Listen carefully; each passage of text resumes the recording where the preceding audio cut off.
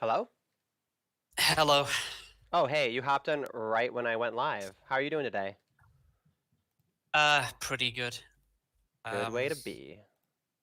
got some exercise for about 60 minutes. I do like a route march every day where I walk briskly for about an hour. How about you? That was the thing. Yeah, I saw you use that term um root mouch, and I've never heard that before. So that's one word, and it's the words root and march together, but apparently it just means to walk briskly. Yeah, All yeah, right. that's right. You know what? I actually did exactly the same thing because I've been playing with like a 2-year-old. We were watching our 2-year-old niece. Like off and on like all weekend and stuff. So it's super fun. But Yeah. and we all got sick too. So my voice might sound a little bit different. I think well, I thought I was over it 3 days ago, but it's just been kind of lingering. But Uh, you have COVID. yeah, right. If COVID is a runny nose, um, Probably not then. runny nose Uh, and some productive coughing, my abs feel great. Then yeah, I have COVID. everybody in my house has had like an on and off sort of tickly cough for several months. Ooh, Nothing that's the severe. It's not worst. like, Yeah, but the yeah, tickle, ugh. yeah, it's unpleasant. I mean, it's not. Uh, it's weird because like it comes and goes, but yeah, I have no idea. It's probably like a minor virus or something. Right. Can you talk again really quick? Hello, hello, hello, hello. Okay, yeah, so when you talk, it's showing up on my end, and I don't hear any complaining in the chat, so I think that everything should be set up properly. I wonder if I should turn up my volume in general. I forget which ones matter, but I think that the streams, when I listen back to them, they're on the quiet end. So I'm just gonna pop up all the volume and Yeah, it better. sounds okay to me, but I don't know. Okay. See, now I'm drinking. you sound really loud in my ears, but I hope that if I adjust my own computer's volume, that doesn't make it lower. I think that as long as the Discord volume's high, but I forget if it's one or both that affect that. Anyway, I'm just thinking out loud. I'm drinking hot water. Do you ever do that? Actually, yeah, when I lived in Asia, it was more normal to drink hot water, and then I just kind of got used to it. And for the longest time, my like go-to beverage was always hot water with a sliced up lemon. And I would just like every day I would take a whole lemon and I would just like cut it up into like pieces and then just stick the whole thing in there, and then I just refill that hot water lemon thing like maybe like I don't know 4 or 5 times throughout a day.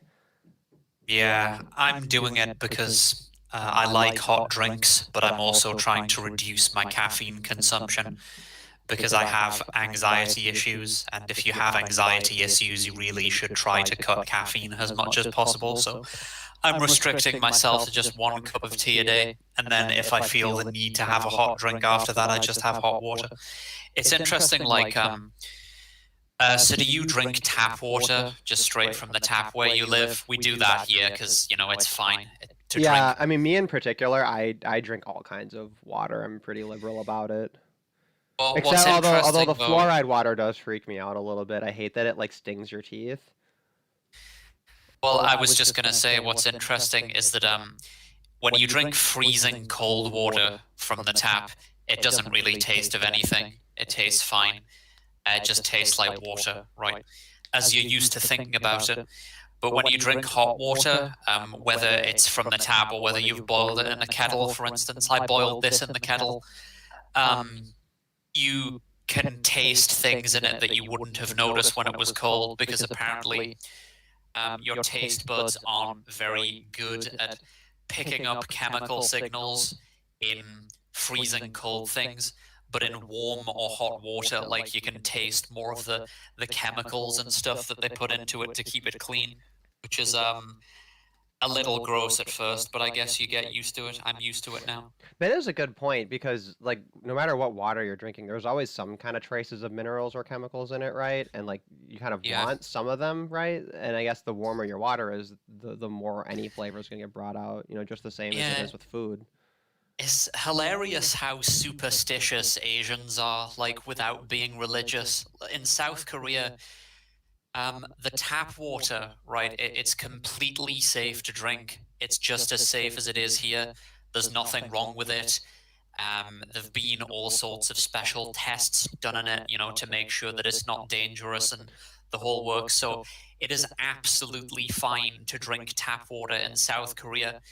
But if apparently if you go there and you do drink water straight out of a tap and the locals see you doing it, they'll look at you as if you've just handed them a dead baby because they're superstitious about it, basically. They think that drinking the tap water is poisonous or something. That's yeah, that's odd.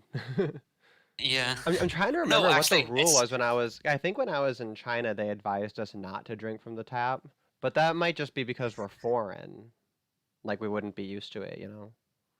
yeah, well, I mean, China's become developed more recently, so the water is like the water saline. What's the term? Oh yeah, The I have water. no doubt. I'm sure that if you're in like any Chinese city you've heard of, which is going to be a Yeah, city that's larger than any city that most people have ever even been in, um, yeah. those are probably Well, all what I meant fine. But was, yeah, but where I was staying was it was considered a yeah. small rural town of roughly 1 million people. But Well, yeah. I was just gonna say that like it's probably a bit more hit and miss relative to the West. Like whereas over here the tap water's like literally 99.99% of it is fine to drink, whereas in China I'm guessing it's more like 90%, 95%, something like that. So you've just got to be a bit more judicious. hmm. This is a bit of a tangent, but this just reminds me of I was listening to Kevin Michael Grace's stream. I think it was sometime earlier this week, or I guess last week. Um, and he mentioned about the Flint, their water crisis there. A detail of it that I actually wasn't aware of, which was that it all came from, like, I guess it was corroding pipes, right? But apparently the solution to that is there's like certain chemicals you can just like dump down the river and it mixes with and actually reinforces that coating on the pipes and prevents that sort of a contamination. So altogether it's like a few $1,000s to like round up these chemicals and use them in the water to treat it in order to avoid their entire thing. And Yeah. they just didn't do that because they're incompetent. And of course, people blame quote unquote late stage capitalism, whatever the hell that means, right? For what was technically a company, right? But a company like appointed by the government to do the thing, right? So this is clearly cronyism. We have this whole term cronyism that we set aside, and Hmm. people just willingly don't use it, even though the distinction's very clear. Yeah. The Anyway, term that's the one of my term dead horses that I have to. I have a yeah. little dead horse collection. The term late stage capitalism is well, I thought it was part of like the Marxist view of history where it's like you have feudalism and then you have capitalism and then after that like utopian socialism or something, and there's like different epochs or stages within capitalism, and it's like this is going to be the last one before the workers revolution happens and we have utopian socialism. I don't know how they make sense of it like narratologically. It's yeah, I don't know what to say about it. It would be interesting. Actually, this reminds me of another idea, which is to do a stream reading. It was the man who had written the book, where had a chapter called Incel, right, where he describes that whole thing. Frankly, like Right. a stream reading through, going through that thing like line by line, because it's actually brilliant. Have Yeah. you read that? Have you read that whole thing? Which whole thing? Sorry. Sorry, I'm like being super vague about it. I'll let's see, just get it. That wasn't even what I meant to bring up. I was thinking of bringing up the original of the first guy who mentioned late stage capitalism, which I guess was at the turn of the last century, and it'd be really interesting to see, right, the prediction of like, oh yeah, this is the last stage for that workers' revolution, and then just 100 years of Yeah. crickets. Yeah. Heat death stage capitalism or whatever. Right. Let me see. Yeah. But there was a thing about Yeah. ooh, forgive the cough. Yeah. The thing you said about Not tangents that has just one. made me think it's difficult to express it without it just sounding like hysterical LARPing. But I Oh, think I found the thing. Sorry, like it was Henry Flint's Blueprint for a Higher Civilization, the third chapter he wrote called yeah, Creep. That one. yeah. Sorry, that I think that should be a thing to just read through. But Yeah. so just to quickly roadmap the stream, the things that like the three topics that I've wanted to talk about are like the Free Britney thing because it actually is pretty interesting. There's a lot of different angles to it. And then there's the Marilyn Manson thing. Have you noticed Greta Aurora? She's actually been like, as far as I've seen, I mean, obviously my social media is going to be skewed towards manosphere people, but so Greta's been really championing the Marilyn Manson's innocent angle. I haven't heard her entire case, but I thought it'd be interesting to talk about that, or maybe just kind of explore it, or maybe see people in the chat are aware of that one too. And then the third thing, which might be the next thing to talk about, was the Marla Grayson thing with that movie. I really do care, which you haven't seen it, have you? No. But you like heard things about it. Yes. Because I had heard like nothing about it, and then I saw a video from Upper Echelon Gaming doing a review about it, and he was talking about how overhyped it was and all this hogbubaloo. And myself and many of the commentators all said like, "Huh, this is the first that I've heard of it." But then, when you search for it, there actually is quite a lot of people talking about it. So I don't know. Yeah. Maybe I really am in an echo chamber. Who knows? But I did watch about half of it. I didn't finish it because I decided to watch the Blair Witch Project last night, and I don't regret that decision. Anyway, So but sorry, has you were talking about something before. And do you remember what you were saying? has just briefly before I do that, has Greta Aurora been saying that he's innocent on Twitter? Because in her YouTube video she didn't say that. She just described like an experience she had with him. Oh, really? I only saw her on Facebook. I believe we may be Facebook friends. Let me just do a little snooping around. Yeah. But yeah, I think I mean, Toto I was looking know. into that. So you haven't seen the video? No, I didn't. I haven't done my due Well, I know diligence. this is like I know this is like horrendously tabloidal and like base, but like celebrity gossip kind of a thing. But she claims that he took her virginity. So yeah. Oh, really? Yeah. Oh, my weekend with Marilyn Manson. Why the Me Too hysteria must stop. Yep, that's what I saw her post. This was a Yes. while back. Yeah, a few weeks ago. Yeah. How long is that video? Let me just see here. I think it was about 20 minutes. You are something correct. Like It's that. about 20 minutes.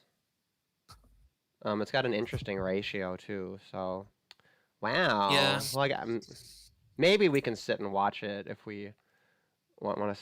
I mean, we might watch it like fast Yeah. speed or something. But is that kind Yeah. of the? Thinking about. Sorry, go on. No, sorry. I'm just kind of thinking out loud. Well, yeah, I was just thinking about tangents or something you said before it brought this to mind. You know how Nietzsche would talk about like Apollo and Dionysus as being sort of mutually reinforcing or mutually necessary archetypes of the human psyche, and specifically, well, the human psyche in general, but especially the male psyche. And the idea was that Apollo is very concerned with boundaries and structure and order. Yeah, and like He's logic quite and reason, and then like the Dionysian is more of yeah like the artistic, and it's like dark and passionate, right? yeah And there's yeah. It's yeah kind of and like yin and yang, really. I mean, obviously yeah that's a little bit of a crude overlay, but I think it's not an accident more that you like see these yeah things. yeah. And there's no difference in intelligence between them as far as I can gather, but Dionysus is like sort of what you just said, yeah, and more about like, well, having a good time, basically. And I feel like we sort of balance each other out because I have an extremely Apollonian character and you have a relatively Dionysian character. So like you rein in my autism, and you know, if I take things too seriously, and whereas I like sort of rein in your lack of autism, if that makes sense, and I'll be the one who steps in and is like, okay, party's over now, it's time to do a lecture on quantum mechanics and consciousness for about 5 hours. No, yeah, I think that's true, like us compared to each other, but I think that anybody like taking a step back and looking probably just sees a couple of spurgs. Probably, yeah. Let's see. I think Darcy's a new face. So I said hi to Darcy in the chat. Sorry, I was just pulling up the video description so that I could, as I go, I'll edit in relevant URLs and things. So let's see. So we're about 20 minutes in, and we alluded to some of the things we're going to talk about. Yeah, I wish I had thought to look into Greta Aurora's thing. I just remembered that now. Okay, but so you saw that article I sent you, that review of I Really Do Care, Yeah. right? And you were saying that people were comparing it to like to Gone Girl, right? From that movie came out in 2015, I think, right? Yeah. Yeah. They were comparing it to Gone Girl, not just because they share an actor in common in the form of Rosamund Pike, but that they were saying that there were narrative strands in common between them. Yeah, and I think that's more obvious, honestly. I don't think it's an accident that it's the same woman because she fits both roles, and nobody seems to contest that like there's anything wrong with the acting, right? So that makes it a really interesting, both films really interesting to discuss because, it just kind of leaves, the message behind it. And with Gone Girl, like everybody got it, right? Everybody, or a lot of people, I guess the big divide was whether or not you saw it coming. And it seems that most people, they really, really were not expecting a narrative that's centered around a false accusation and how horrible it is, because it's not a fairly common. I mean, it used to be a common trope. Like classically, it's a very common trope, but I think we don't see as much of it. At least that's the impression I get. I'll have to kind of chew on that to see how accurate that might be in general. But then with this new movie, I really do, or sorry, I Care a Lot. That's what it's called. I can't remember the title even. With this one, it seems like the message should have been really obvious, right? It's practically a parody or a caricature of girl boss badass feminism, right? Yas queen slay feminism, which is just basically sociopathy with tits. And then rather than seeing it as something to criticize or like a caricature or something that's just like so beyond the pale, right? That it's absurd. People seem to be kind of seeing her as just a normal protagonist. Well, it's unusual that mainstream commentators would even use a phrase like that, say that it's an indictment of feminism. I know, I of agree. And it was a mainstream source. I'll grab that really quick. I think I posted it in the Discord. But yeah, that was the part of it that shocked me. The one I have on the Yeah. screen now is it's the review I saw, which is kind of how some people are taking it basically wrong. This is from like a college newspaper though, the Emory Wheel, so it's not, it's like a 22-year-old guy writing his thing. So I guess I don't want to be too too harsh, right? But I'm glad he wrote this because I think this is a perfect example of like how to get the moral of the movie wrong, and I think that's really fascinating. Yeah. But before we get into that, I do want to find that I love how mainstream you say. article. I love how you say he's a 22-year-old guy, like I wasn't 22 just a couple of weeks ago. Well, I mean, this I'm is joking. yeah, right. Let me see here. Oh yeah, no, I only linked the other one. Did I put it in the I Discord? mean, I guess My goodness, I have guess to I Google do. around a little. I guess I do feel somewhat alienated with from most people my age. I don't have a great deal in common with them. So Yeah, I guess age is just it's your general standard if you don't know anything else about someone besides their last name's Levin and they're in New York. yeah, I was gonna mention that actually. He probably echoes for what it's worth.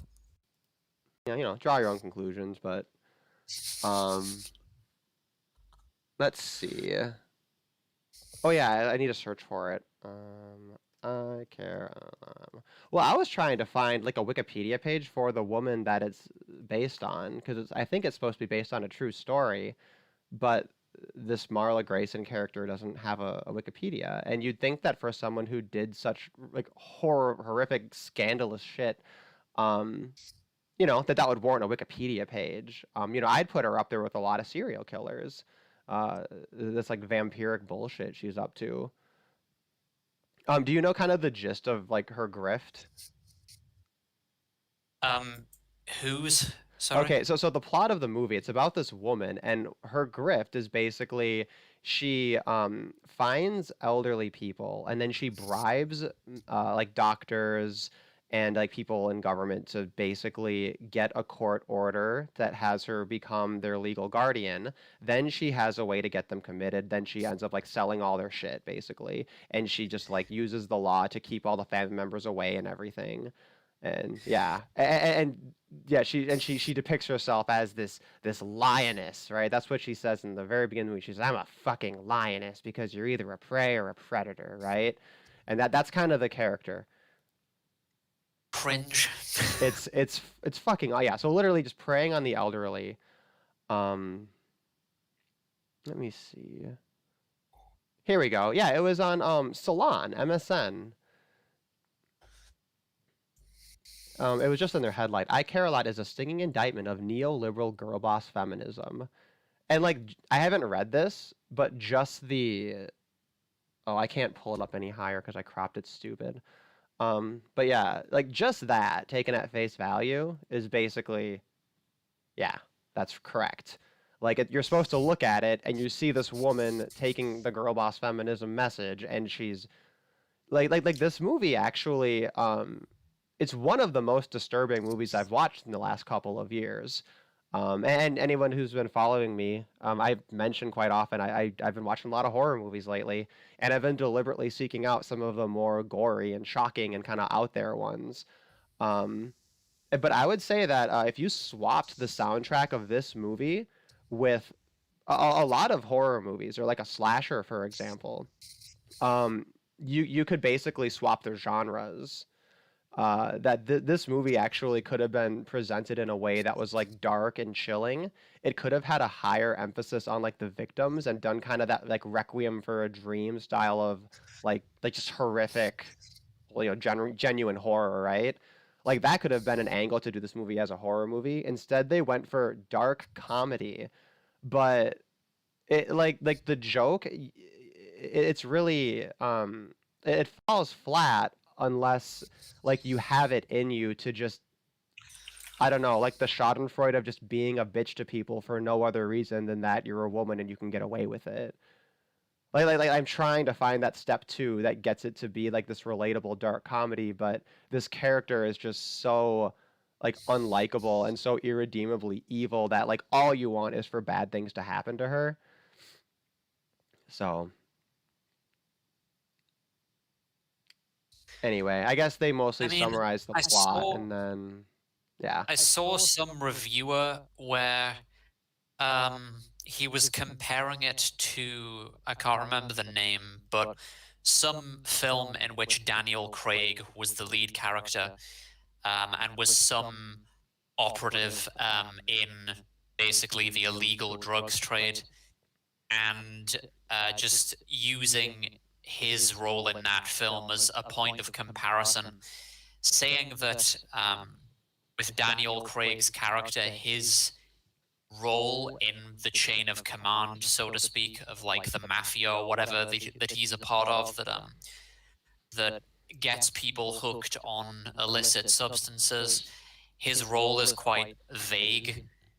You don't really understand how much of a role he's playing in the ultimate misery of the people who get hooked on the drugs. So you can sympathize with him as a character just in virtue of that vagueness. As you grow to learn stuff about him and his life throughout the film, you actually come to root for him somewhat. But with this, her role in the misery of these elderly people is just so plain that. Oh, do you know how direct it is in the movie? Like there's one of the old ladies, right? This is like revealed maybe a third to halfway through. Her son is like a Russian mob boss or whatever, right? With all these drug connections, played right? by Peter Dinklage, which I thought was an unusual choice, to be Dude, honest. it was a brilliant choice. Like, it's actually really satisfying seeing Peter Dinklage play like a fucking like CEO style badass, like bossing people around, doing his like exercises. He has almost like a like the same you know how the opening of American Psycho, right? He's like doing all of his routine and everything, and it's like Yeah. there's vibes of that character, right? Um, but and like you'll notice like little details like whenever like he has someone like hostage or whatever, his henchmen always like make sure they bring them down to their knees so that he can talk to them face to face. But Right. I thought I thought that was it actually works really brilliantly in this movie. Um, but no, but yeah, she's not only is she like obviously clearly involved in like all this suffering, but like when there's resistance or some kind of danger, like this old lady, right, the Russian boss's mother is basically a pawn in it, and Marla like deliberately has the staff like reduce her medications and up her exercise to make her arthritis worse, and like changes her meal to nothing but oatmeal, and like just like does like all these like just to fuck with her, just to punish her. Right. So it's not even like she's like she also deliberately like twists their fingers and Yeah. yeah. I've just been scanning over some of the reviews, all of them seemingly almost as if there were an unspoken agreement to use this phrase among them. They're using this phrase late stage capitalism. It's almost as if like it's a coping strategy of some kind, because they can't address just sort of the real grounds of criticism, which is to do with, well, feminism, as like that one reviewer said. So they have to sort of divert into a different leftist platitude about capitalism or so on. I mean, yeah, I guess the most basic lesson to take away from this is just because you have been wronged doesn't mean you get to like retaliate that against people who have nothing to do with you. And as stupid as that sounds, that is fundamentally the thing that separates SJWs from everyone else. Is they believe that there's this generalized harm, there are this generalized systemic social institutions of systemic systems, right? And then therefore it justifies a retaliation, which is also generic, which is to say they get to retaliate against everyone and anyone at any time if it's convenient to them because they've been wronged. Yep. It's essentially it's an application of the non-aggression principle, except without property, because you use property to establish identity, to distinguish between one object and another, which includes people. But when you're fundamentally opposed to those kinds of objects, then it's just this floating outrage. But I don't know, yeah. And how do you take a moral out of this while stepping aside from that? Like it. I mean, there isn't one really. It's just a testament to how degenerate and just hopeless Western culture is at this moment. Right, and I did speculate that, had this movie been released 5 years ago in place of Gone Girl, people would have got it, right? They probably would have criticized the tone. They might have agreed with my suggestion that it would have worked better as a solid, pure horror movie, like a slow burn horror, or drama at least. Um, but then would Gone Girl work as a dark comedy? I don't think that works. I think that works even less good. But anyway, but then if Gone Girl had been released now, people would just be like, I don't know, I guess celebrating the raw power of false accusation and its ability to equal the playing field. Yeah. I mean, I'm joking, but is that even a straw man? Of what? Of just the pro Me Too position. I guess to be charitable, they usually just argue that false accusations only exist in movies.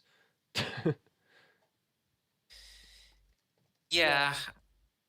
Well, it's like just this relentless march of new social norms, specifically concerning men's behavior towards women.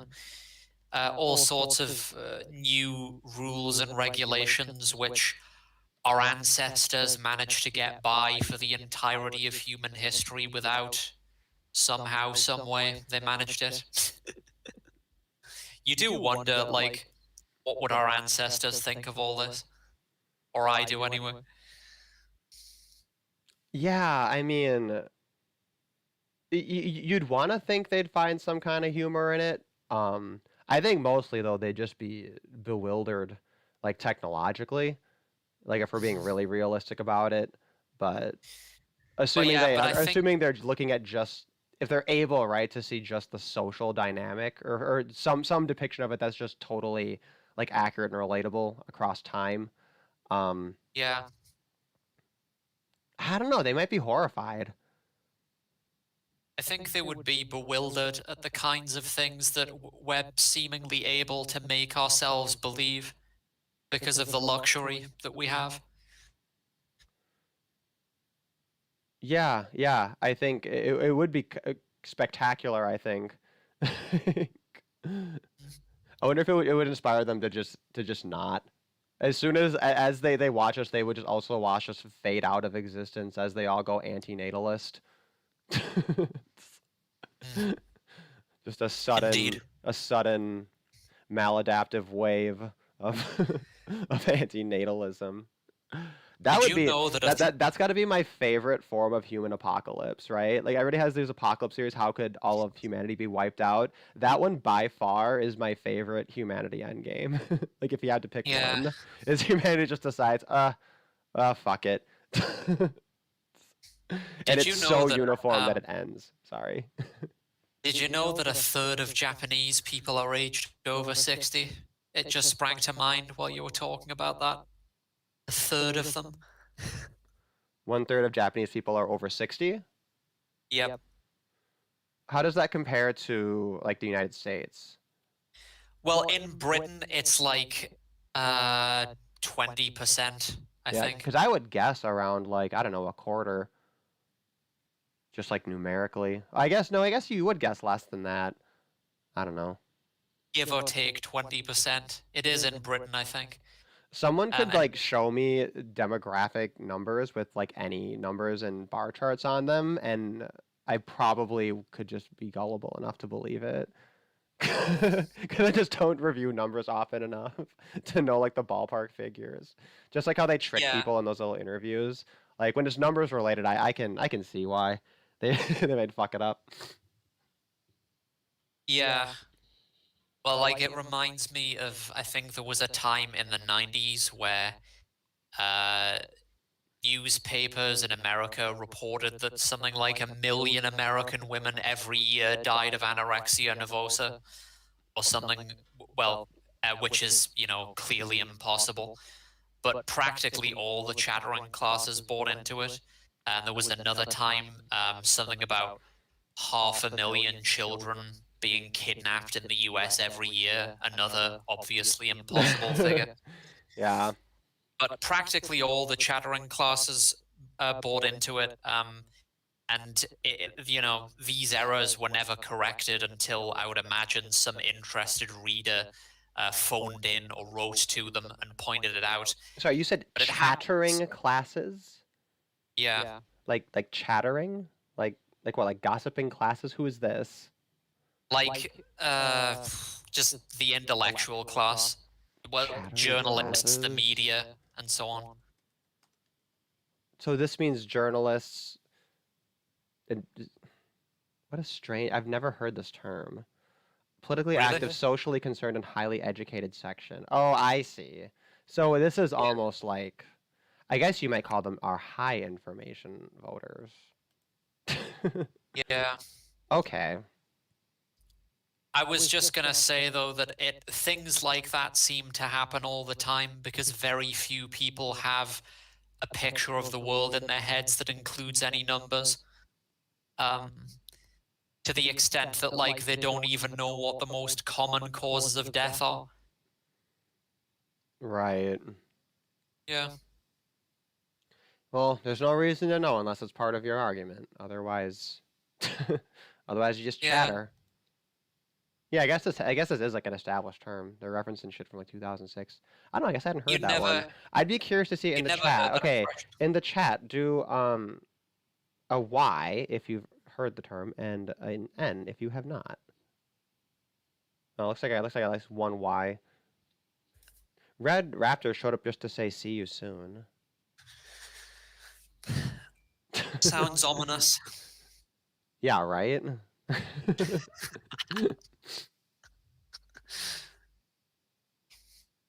That reminds me, Raw Unplanned Dance is actually in my area, but I've never been quite motivated to go outside so much because it's so fucking cold, and now I'm sick. We had a heat wave yesterday, and now we have a snowstorm. Yeah. A few weeks ago it was snowing here. Now it's kind of warm. Yeah, I've been noticing that actually across social media, but I suppose that makes sense. I suppose now is about the right time. There was just a couple of interesting things from this review that I wanted to poke fun at. Okay. One was, here's where he mentions it's about late stage capitalism, which is funny because every single thing about what she does is 100% swamped in the government and its legal systems and its courts and its regulations. So this is just retarded. Attempts to get the audience to root for the unrootable, sympathize with the unsympathizable, and care about the uncareable. This isn't true. Like, a lot of people are projecting this onto the film, that the film's trying to get you to want to root for this lady, and I didn't get that impression at all. Like, not even a little bit. But I think that people tell themselves that the movie is making them think that when that's themselves leaning into that idea. And it's kind of like blaming a commercial or blaming your media influence, right? It's very similar to these like Gamergate style allegations, to your violence in video game style allegations. Oh, what was that guy? Jack Thompson, right? I feel like it's like a self, like in his own brain, pushing of that. It's giving me those vibes. Description of the plot. It thrillingly establishes and develops the film's commentary on late stage capitalism. There is none. This is not a thing. It's just very ridiculous. They had mentioned this scene where there's a montage of her stealing crap. They set this to like this really, really high tempo, like electronic music, right?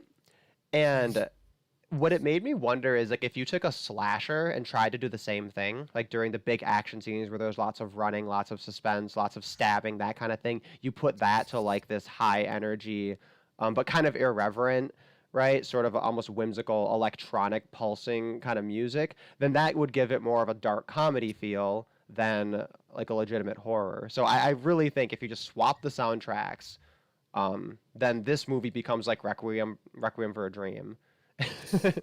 Yeah, I have a feeling that this would be unpopular with mainstream audiences, film-going audiences, but I had this idea that it would be interesting to see what would happen if the film industry were just banned from using soundtracks in films for a year or 2 years. something like this, because I've enjoyed no soundtrack films myself, and I think it takes a lot of maturity for basically a film director to know when not to use music. Just speaking as a viewer, because it's like it gets tiresome when you watch all these films where the music is just kind of like um, almost just demanding that you feel a certain way about a particular scene or set piece. And it is possible to make almost anything seem awesome if you have the right music behind it. And it's like a lot of times, especially with like the big budget, the cape shit and the Marvel movies and stuff, it just feels like you're being manipulated. And I think it would be a lot harder to do that without music. No, I totally agree. I actually noticed that exact thing because I was watching these new it was a two-sentence horror stories. Because holy shit, that new series it's so woke. It's like it's like a wokeness speed run in an entire series, and they don't drop it at any point. It's like the most dedicated, serious, top-down effort to be as woke as possible and check as many boxes as quickly and as thoroughly and perfectly as possible. Like that movie was amazing, or not? It was like it's phenomenal in what it did. Um, Series, not movie. But yeah, they because they were only being woke and not actually building things that were good. They basically in each 20-minute thing tries to do like the Scrubs thing where it can be a little bit funny and it can be a little bit scary and it can be a little bit this, right? Where it's trying to check all the genre boxes, but it's trying to do it in 20 minutes. So yeah, it's all these musical cues that are really heavy-handed and super over the top and obvious.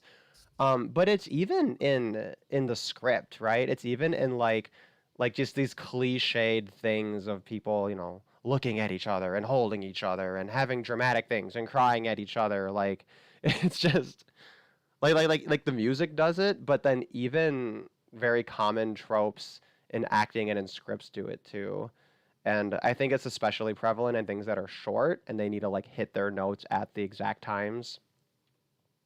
You probably see that a lot more in things that are made for conventional TV. Yeah. They have to like guarantee Yeah. that climactic point happens at that time. But yeah, I definitely agree. Music in film is overrated, or I guess overused. Um, Yeah. this was It's an fatiguing. this part that I highlighted here is another very amazing bad take. So they introduced the mafia, an obviously greater evil, as an antagonist to the inherently corrupt character of Marla Grayson. The film undermines its own characterization of Marla. So they're saying, like, you can't add an even worse person because that was the whole point is she's supposed to be the worst one. And I'm like, she's still the worst one. I don't know why you would say that a mafia boss is obviously more evil than her. Like, I don't know. I don't think so. Yeah. It's amazing to me that of all the things to take with them, they're like, oh, this critiques capitalism. And it just shows to me that people who are anti-capitalist, they'll try to squeeze it out of anything. But at no point does he connect this to anything particular in capitalism. It's just, he stated it I out mean, like, there. I've seen a lot of people that basically say that capitalism is bad, and then they say because government are doing a bad thing rather than a good thing. And I'm like, what are you talking about? That is not doesn't make any fucking sense. Yeah, that's usually what happens is every example they give involves the government. And if it doesn't involve the government, then the government alternative or comparison is shit, and that's why it's that thing. Oh yeah, and also like even if someone is going to accept government programs, like if you take a system like America, for example, right? Then the regulation is so extreme, it's so far left that it's ridiculous, right? And then if you take countries like Sweden, for example, whose economy is obviously to the right of that of the United States, right? But because their economy is closer to capitalism than America is, right, then that's the reason why they have a lot of social programs, right? So if people want to critique capitalism or if they want social programs, right, or they want government program, right, then opposing capitalism is only going to make those government programs suck even more than if the system was more capitalist than it currently is, if that makes sense. Yeah, and it's really frustrating that I don't know. I guess the argument has more than one step, so it's dead in the water. And like they will basically say, oh, people don't have food, they're die, that's a death toll of capitalism. And then the same people like ignore the FDA, who keeps medicine away from people, as like, which is the reason why they actually are dying for real. Yeah, that's why Dr. Mary Ruwart, I'll check out her shit. Her whole organization, yeah, they're going through auditing, categorizing, and like trying to keep track of how many people die because of FDA's regulations. Fun fact is that I actually showed my mother the video you made about the FDA, so that she would understand more why regulation is bad for people. Yeah, my super clickbait video where I'm like, the FDA is worse than Hitler. And that's good. You should make him like that because it worked. It's technically true. Like I'll fight anyone. I mean, like that's the reason why I never like, you're like the only person that would never bother to argue with or against, usually, because when all the other people I argue with against, it's very easy to win. Not all people, but most people, right? But it's no point in arguing against you because it's kind of hard to win. Well, we have to find a point of departure first, right? Yeah, that's true, because like I don't really see, and even if something is that, even if something becomes like something, I mean, like, well, I might agree with that, but then I don't know why, and I don't have an example of why they disagree with. So therefore, like, well, I just kind of leave it at that, I suppose, and therefore not argue at that point, if that makes sense. I have a new political movement. I've reduced all of my. I mean, technically, I've always been apolitical and anti-political, but now I have a single political cause, and it's called single issue intactivism. Because a lot of people are single issue voters, and I say, well, let's establish a subset of intactivists who are explicitly single issue voter intactivists. And the argument you can make is, if you vote, you voted for a rape apologist. Because 100% of your choices in America are rape apologists. So therefore, all voters they voted for rape apologists, every single one of them. No, they actually did, because that's not just America at all. Circumcision is actually legal in all countries.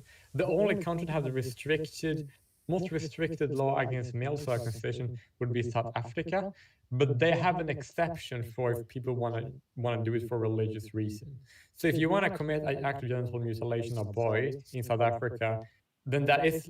But if that is illegal unless you are a Jew or a Muslim who said it's part of my religion, then it's legal. The UK has laws against it, but I think they say it's not enforced. That's what Mike Buchanan is complaining about. So it does occur anyway, even though it is illegal. And then people do also argue that it is already illegal in America, which, I mean, if I were a judge, I would make that ruling, because all you have to do is look at definitions and the transitive fucking property. It's pretty easy to make the case.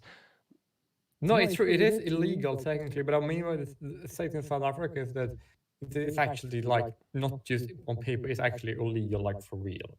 Like if someone was circumcised in South Africa, right? It explicitly says that circumcision, regardless of your gender, sex at birth, is explicitly prohibited to do unless you have a medical requirement or for a religious justification.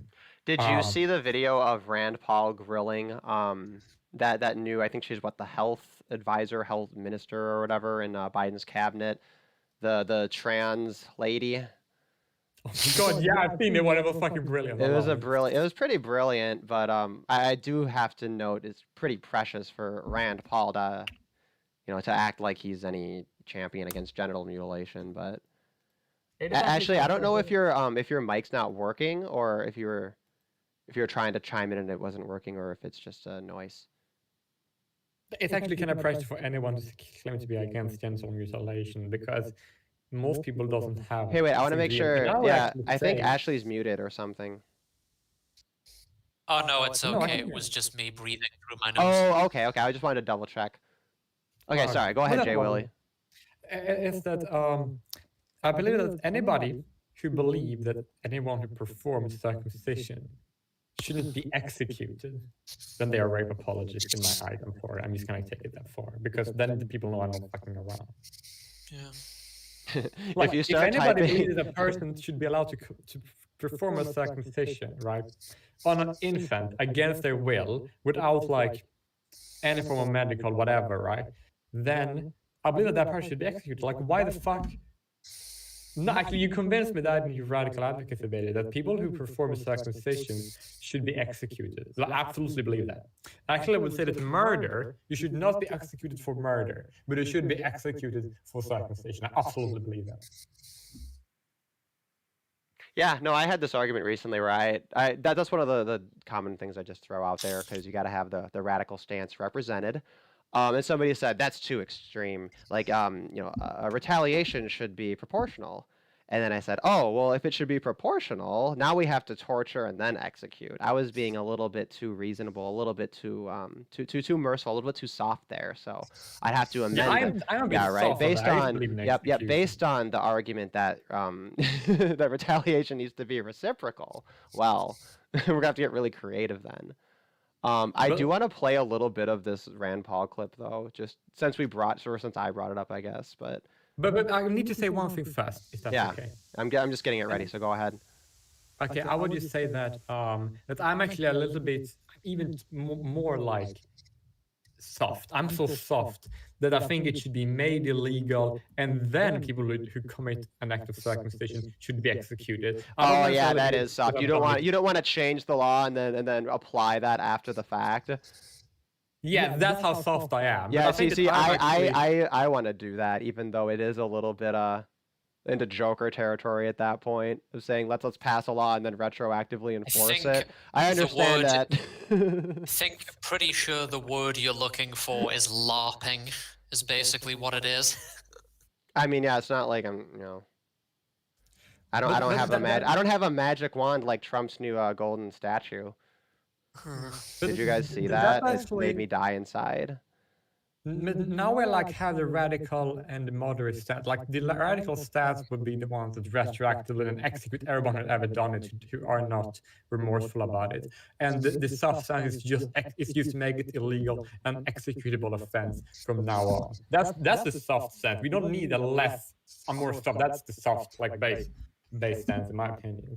I'm just glad that I'm creating a safe space for us to discuss all of the different options and nuances regarding combinations of torture and or execution and when and how it should be applied after to the law in theory. Because I mean, if people are going to say, I think this would be the ideal, well, I guess you should consider all of the different options if you're going to choose one, right? Yeah, because we don't need softer options than the one I have. Mine is pretty soft.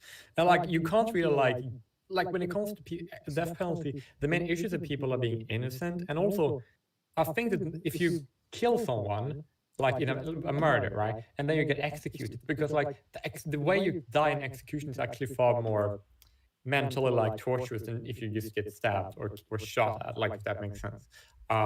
So therefore, I believe that execution for murder is a bit over the top. But I think that execution for circumcision is definitely justifiable, because the standard of evidence that you can gather from that is actually kind of easy. So you don't get innocent people being prosecuted, if that makes sense. Yeah, there's just these massive verifiable, authenticatable paper trails that really, to me, it looks like an airtight kind of a thing. But okay, so what was it? Yeah, so what happened with this Rand Paul thing is he asked the question twice, and Dr. Rachel Levine, you don't have to draw your own conclusions. You can Google she is confirmed Jewish this time. But she gives the exact same scripted answer, saying, I can visit your office. And it's like, this top comment kind of nails that, right? No, you won't come to his office. You're making decisions for all of us, so you should answer in front of all of us. It's not between two people. Which is, yeah, thank you. stating the obvious because it needed to be stated. It's a very worthy top comment. Let's see. I'm just going to start it right now. I'm not going to play the whole thing, but the gist of it is he asked this question about. Oh, I do need to play the beginning of it because it's the way he words and frames the issue surrounding genital mutilation, which is brilliant. I am hopeful that basically the conservative ink compromise on like trans issues is gonna, have to do with a genital integrity movement. And I think that that's a really, really good look for conservatives, especially because it plays right into the pro-lifers and everything. Oh yeah, but also like if we need to have like a moderate look, then I think that's executable, not retroactively, but executing circumcises after it's been made illegal when it does it after that is also like the most moderate position to hold. So, okay, I'm going to start playing this. And the interesting thing is he uses gender neutral language. And see if you can catch, there's basically only one part that does not apply to both. And see if you catch it. Condemned by the WHO. Oh, sorry. That was it. That was the part that's... I happened to stop right on it. Okay. Genital mutilation has been nearly universally condemned. Genital mutilation has been condemned by the WHO, the United Nations Children's Fund, the United Nations Population Fund. According to the WHO, genital mutilation is recognized internationally as a violation of human rights. Genital mutilation is considered particularly egregious because, as the WHO notes, it is nearly always carried out on minors and is a violation of the rights of children. Most genital mutilation is not typically performed by force, but as WHO notes that by social convention, social norm, the social pressure to conform, to do what others do and have been doing, as well as the need to be accepted socially and the fear of being rejected by the community. American culture is now normalizing the idea that minors can be given hormones to prevent their biological development of their secondary sexual characteristics. Dr. Levine, you have supported both allowing minors to be given hormone blockers to prevent them from going through puberty, as well as surgical destruction of a minor's genitalia. Like surgical mutilation, hormonal interruption of puberty can permanently alter and prevent secondary sexual characteristics. The American College of Pediatricians reports that 80 to 95% of prepubertal children with gender dysphoria will experience resolution by late adolescence if not exposed to medical intervention and social affirmation. Dr. Levine, do you believe that minors are capable of making such a life-changing decision as changing one's sex? Well, Senator, thank you for your interest in this question. Transgender medicine is a very complex and nuanced field with robust research and standards of care that have been developed. And if I am fortunate enough to be confirmed as the Assistant Secretary of Health, I will look forward to working with you and your office and coming to your office and discussing the particulars of the standards of care for transgender medicine. The specific question was about minors. Let's be a little more specific since you evaded the question. Do you support the government intervening to override the parent's consent to give a child puberty blockers, cross-sex hormones, and/or amputation surgery of breasts and genitalia? You have said that you're willing to accelerate the protocols for street kids. I'm alarmed that poor kids with no parents who are homeless and distraught, you would just go through this and allow that to happen to a minor. I would hope that you would have compassion for ᴅʀᴇᴇᴍ, who's a 23-year-old girl who was confused with her identity. At 14, she read on the internet about something about transsexual. She thought, well, maybe that's what I am. She ended up getting these puberty blockers, cross-sex hormones. She had her breasts amputated. But here's what ultimately she says now. And this is a very insightful decision from someone who made a mistake, but was led to believe this was a good thing by the medical community. I made a brash decision as a teenager, as a lot of teenagers do, trying to find confidence and happiness. Except now the rest of my life will be negatively affected, she said, adding that the medicalized gender transitioning was a very temporary, superficial fix for a very complex identity issue. What I'm alarmed at is that you're not willing to say absolutely minors shouldn't be making decisions to amputate their breast or to amputate their genitalia.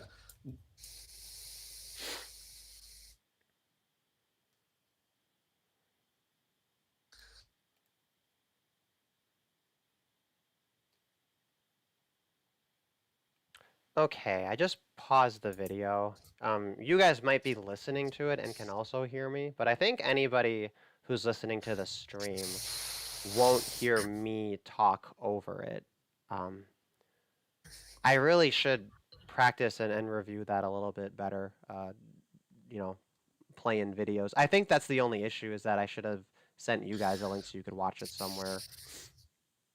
But anyway, but yeah, what was so brilliant about that, right, is that the way that the way he describes the justifications for genital mutilation, it was worded in a very precise way to map parallel straight onto this emerging, I guess, gendered crisis. I think actually you linked me a tweet from Sean Last that had quoted that new thing that everyone's talking about, how like some ludicrous percentage of Generation Z identifies as LGBT now. Yeah. Yeah, and I think it's been it making the was- rounds, right? I saw it reappear on I think it was like a honey badger group, or I think their Facebook group might be down, but anyway, so some men's rights professor on Natty 20%. posted. Yeah. Yeah, 20%, right? And I think let's see, the stats, they went from like boomers were somewhere around like less than like 1% maybe, and then Gen Xers hopped up to like 5%, and then no, I think Gen Xers got up to like, what was it, 4% or something, and then millennials went up to like 7, and then after that we just spiked to like 20. But of course it's all girls. It's all girls pretending to be trans. It's all non-binary girls. That's the entire increase, which suggests that, you know, probably the increase up until that point wasn't so much of a social, or I mean, it was more of just a phenomenon of acceptance, which kind of has its limit, you know?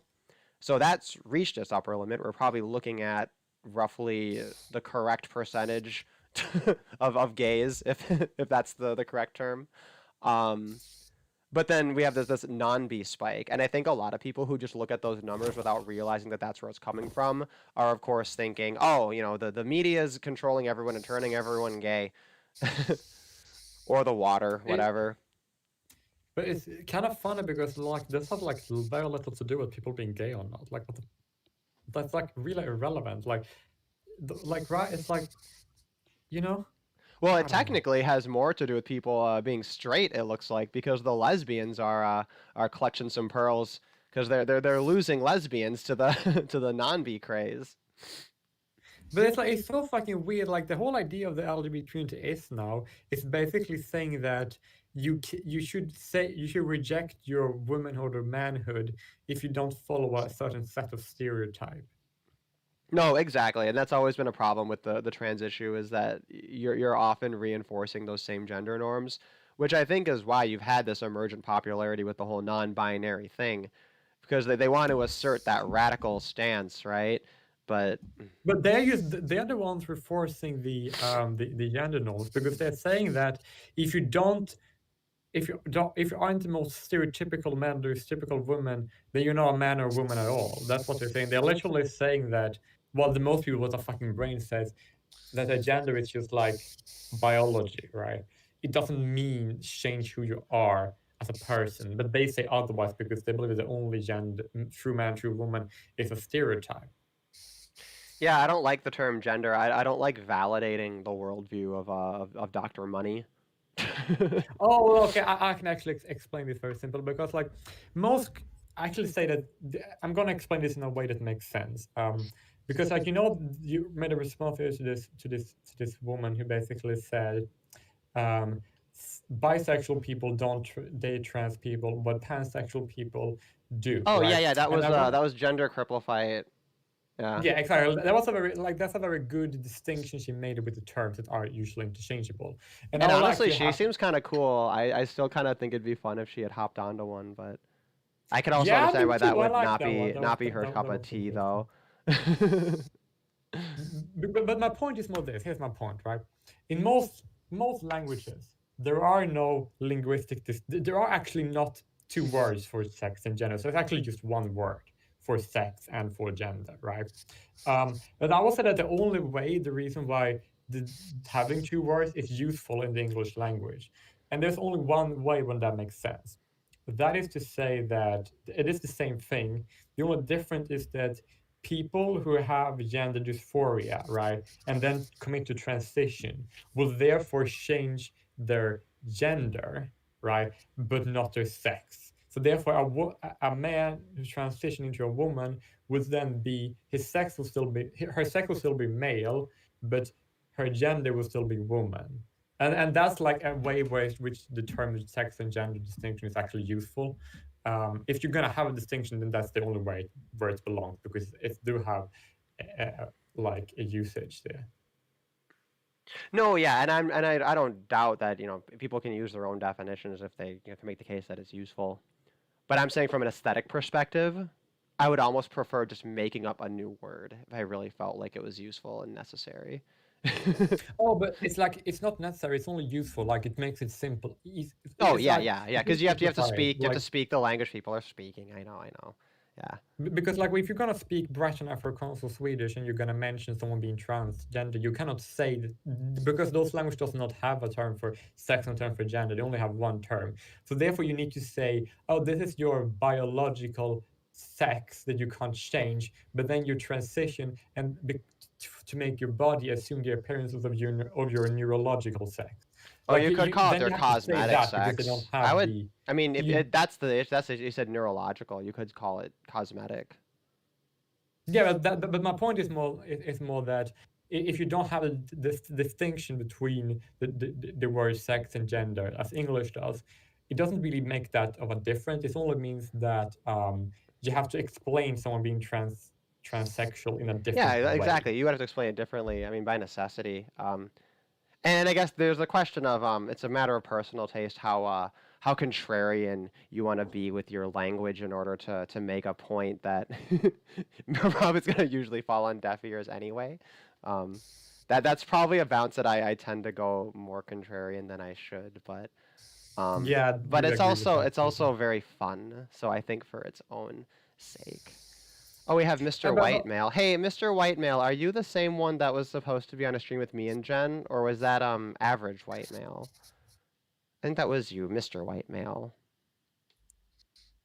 But like, but something I would just like to say that the distinction you have when you don't have distinction between the term sex and gender in one language and you would have, it only means that you're going to explain the same thing in a different way, because the people being transsexuals that like exist regardless if we have the linguistic tool to explain that, and different languages have different ways of explaining it.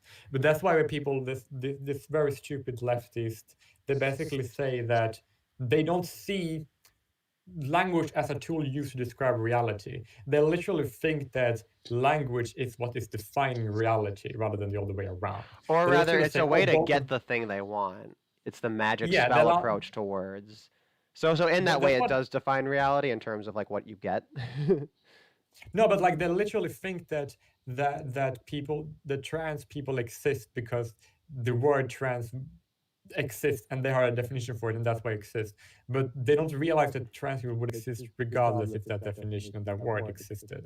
Because like before we even have linguistics, we have like the tool, then they still existed. We just didn't have a linguistic understanding of something. That's like saying that like they literally believe that if you don't have a linguistic tool for the sun, then the sun doesn't exist, even though it's obvious it does, because that's just because we are normal people and they are retarded.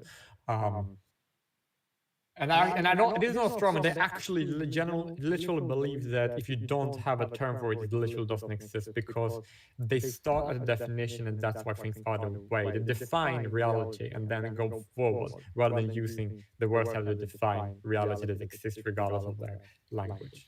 I wonder if people who end up that way, I wonder if it has something to do with like, I don't know, like the first really big book that you're exposed to as a kid is typically a big dictionary, right? No. It's oh really? To Like, me that's usually- that's what or at least one that you might even be interested in, right? Like a massive book, right? Either or like you wouldn't be interested in a fucking phone book. You wouldn't be interested in like an encyclopedia as much as like the dictionary. Or maybe I'm boring and I think the dictionary is more interesting than the encyclopedia. I guess when I say it out loud, that does sound a little backwards, but I just remember like the dictionary was hot shit. I don't know, like when you were in elementary school.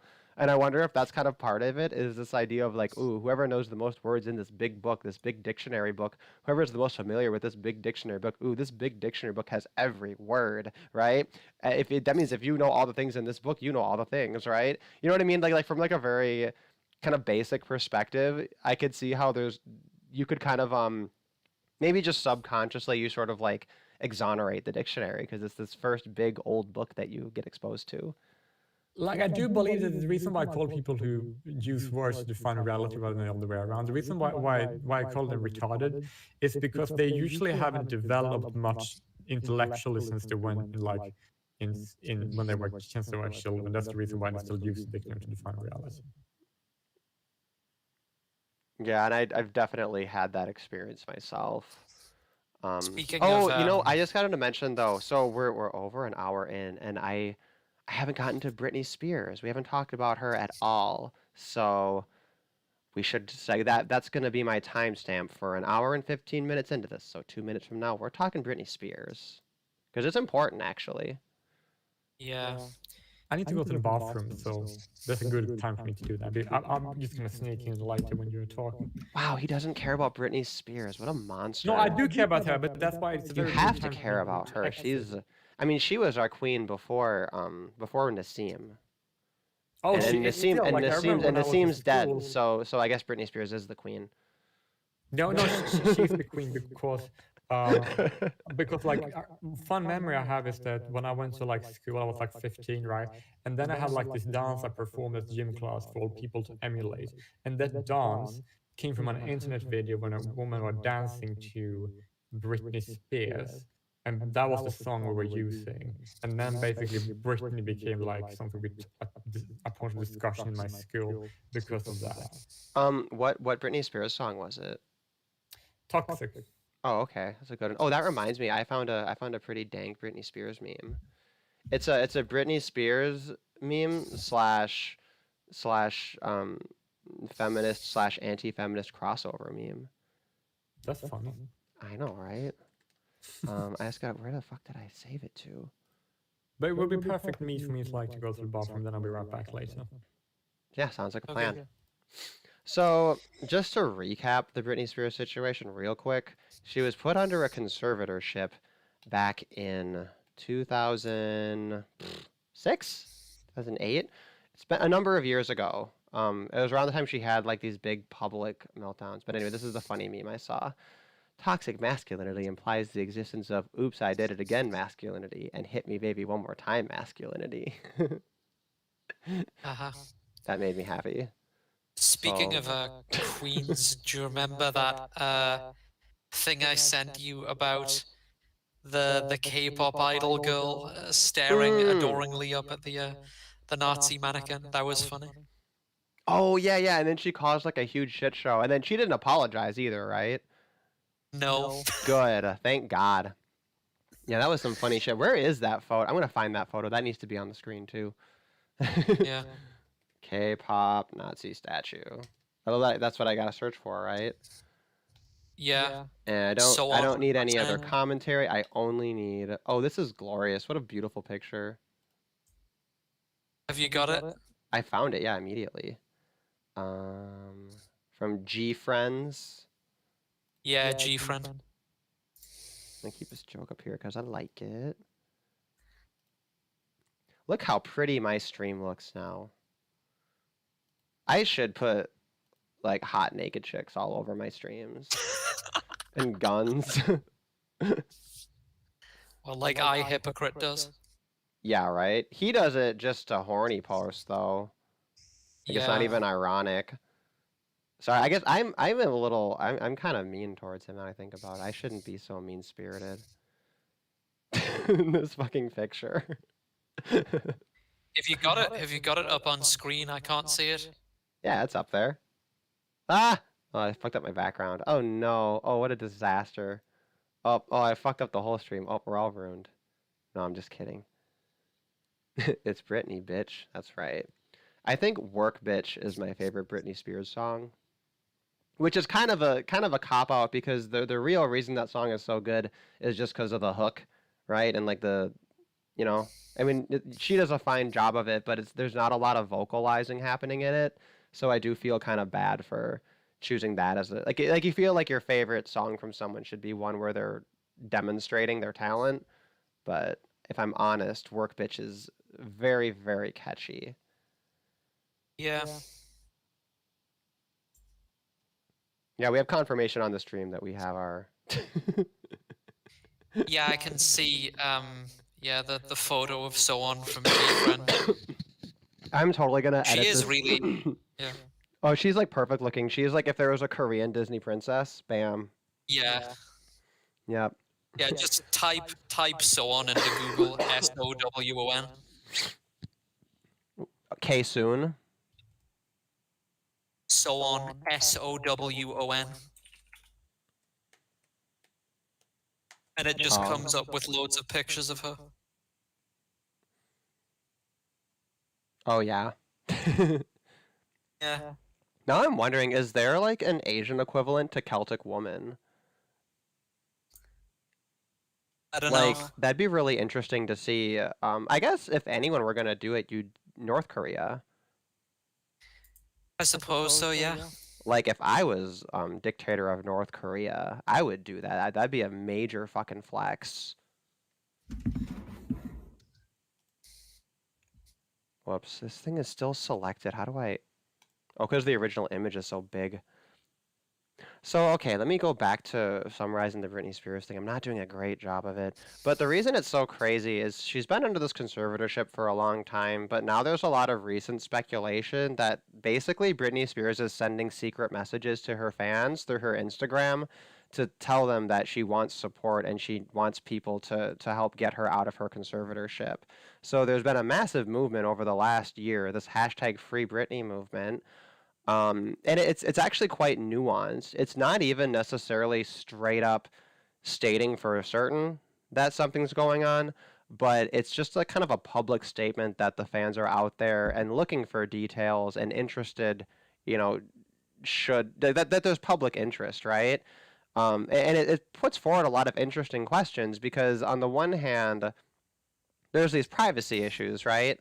Like, not all details of a guardianship, a conservatorship, this sort of thing, even stuff related to money, related to business, I guess even especially that, it's not necessarily of public concern. But then there's this paradox because the fact that she has all these money and assets creates a motive for people to, keep her under control. And of course, when you look at Britney Spears, I mean, she doesn't strike me as somebody who's like not competent to like have a daily life. You know what I mean? Yeah. But I just have one thing I need to point out. It's like something like an elephant, small elephant in the room, I would say. That's a term I coined, a cypress elephant, I suppose. And that is that if Britney Spears, she's a mother and she had 2 sons, right? If they are 18, wouldn't there be the next of kin? And wouldn't they be more suitable?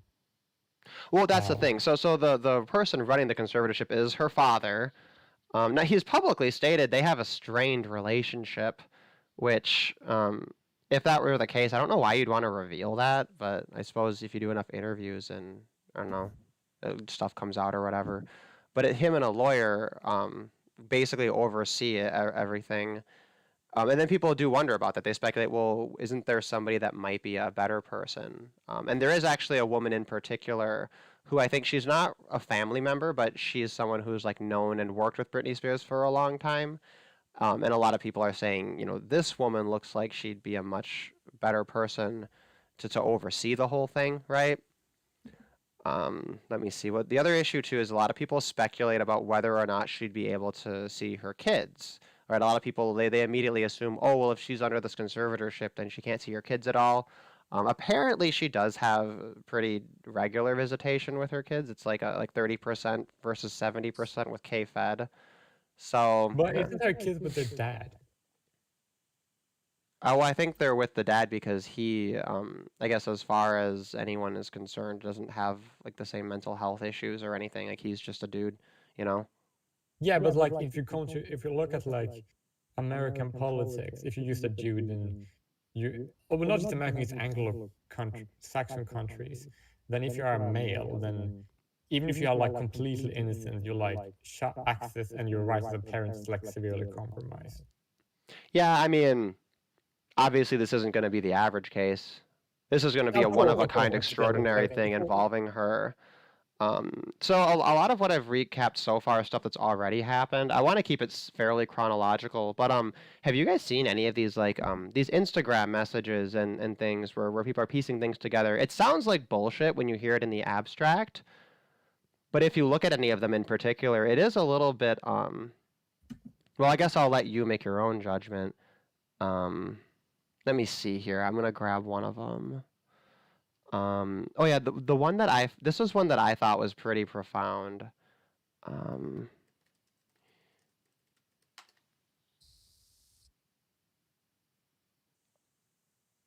Oh, Britney Spears wants to be frozen after she dies? Seriously? I didn't know that. That's a new one. I can bring that up. I just find it, I don't know. But like, what if you freeze yourself, but then it turns out the technology is such that like it's not cryogenic freezing that works, but like something different, or like it's easier to just like to amend and then animate a corpse that's not frozen. And then the fact that you froze yourself just screws you over. That'd be kind of funny. I mean, not funny, but ironic. There is like a corporations that basically do this. If you die, you can have your body or just your head and they're giving your body to them, right? And then they replace the blood with some kind of other preservatory fluid, and then they put the head or the body and store it in a particular way to keep it from decaying. It doesn't really cost much energy, but like but it's kind of expensive to do that. But that's like the most, people see that the most successful way of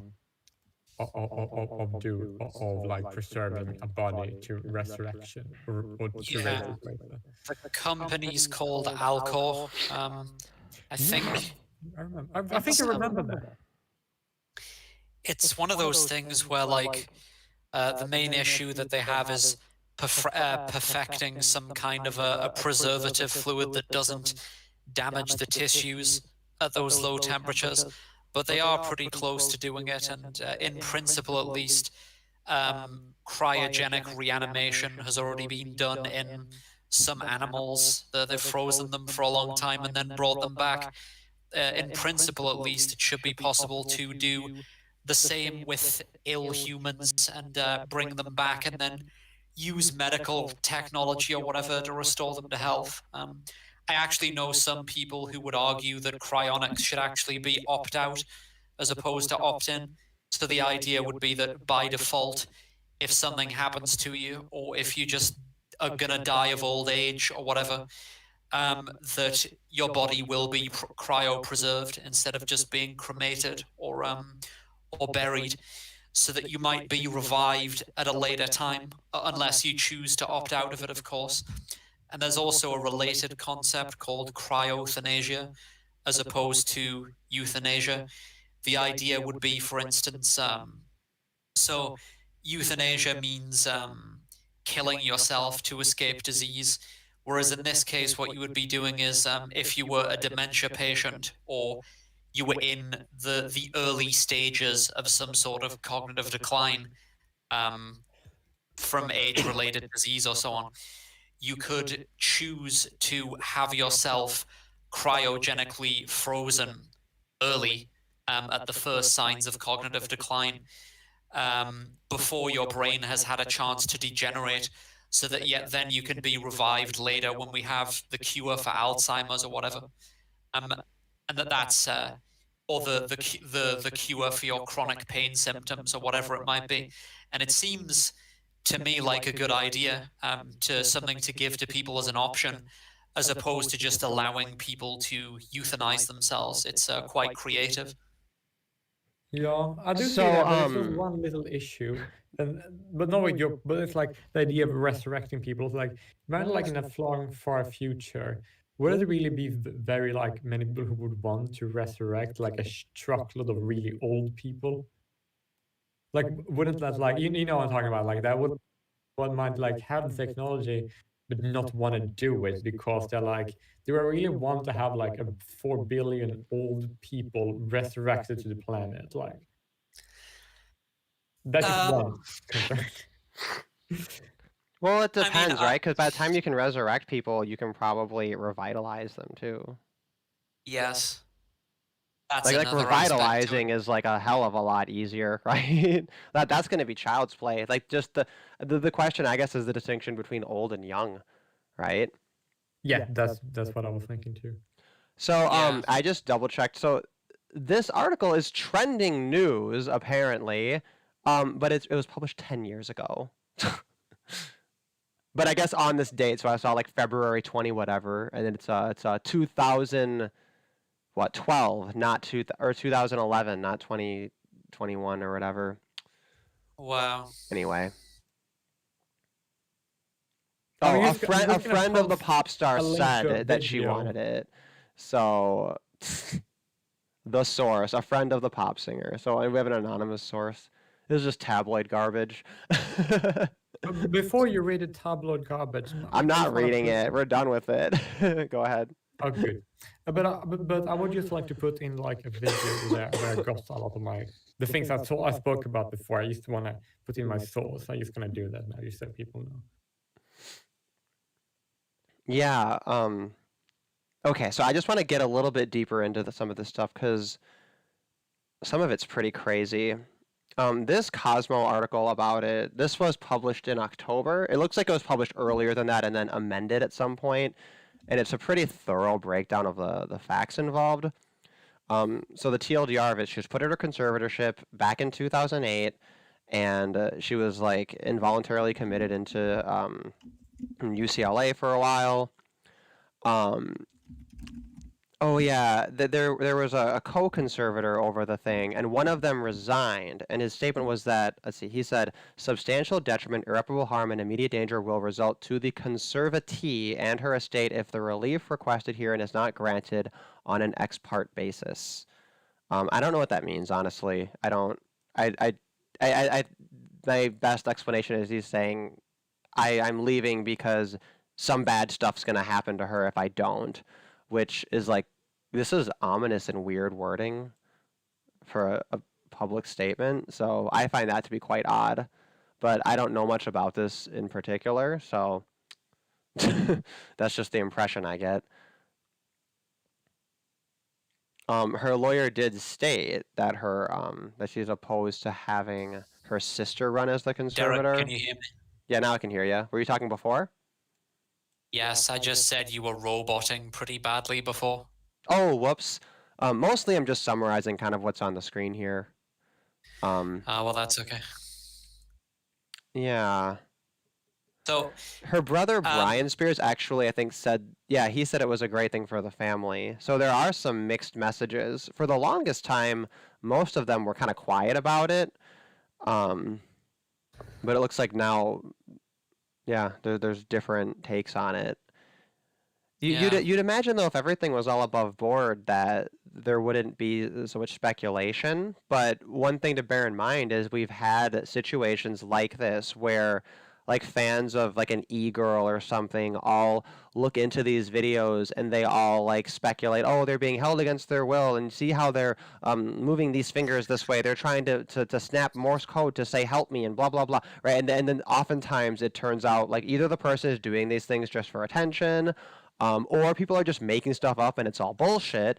But then the person, when they come out and say, no, like, thanks for the concern, but I'm fine, and then people look at that video and then say, okay, but were they saying this under dress? You know what I mean? So it's like this endless kind of thing. I think what makes it worse is I wouldn't doubt that it's gone both ways, right? So you never really truly know. I'm sure there's been cases of bullshitters and scammers who are just do it for attention, but then also cases where, people have legitimately been able to, get a message out in a discreet way.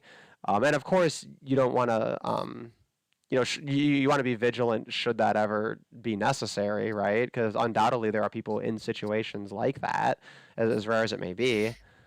With Britney Spears, it's interesting, though, because you could see why a person who's like a nobody would fake something like this for attention.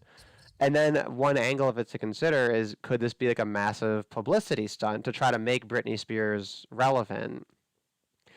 And I don't believe that in particular, but I just thought it was worth mentioning as something to see. Is this thing you can definitively rule out? I wouldn't state it's likely because, I mean, she's very famous. It seems like it wouldn't be difficult. It seems like these would be very strange lengths to go to. And potentially risky and like legally cumbersome and and things like that, and not the image you want either. So there's a lot of reasons that I doubt that theory, but I just thought I would throw it out there just in case. I don't know. I mean, how convinced are you so far that like there's some fuckery going on here? I have no idea. I'm not gonna read this voicemail. I wanted to find, this is actually a different article I'd seen before, but some of these videos are odd, but I don't watch Instagram videos. Hi guys, just checking in with all of you who are concerned about me. All is well. My family has been going through a lot of stress and anxiety lately, so I just needed time to deal. Yeah, I'd forgotten that Instagram has the video thing. Yeah, and she's saying, like, let me see. So she's happy that people care, but there is a public statement from her. This was way back from April of 2019. But there was one that I wanted to find. There was a person who put together a TikTok. I didn't actually watch the TikTok, but the gist of it was that Britney Spears had stated that her favorite movie was Frozen.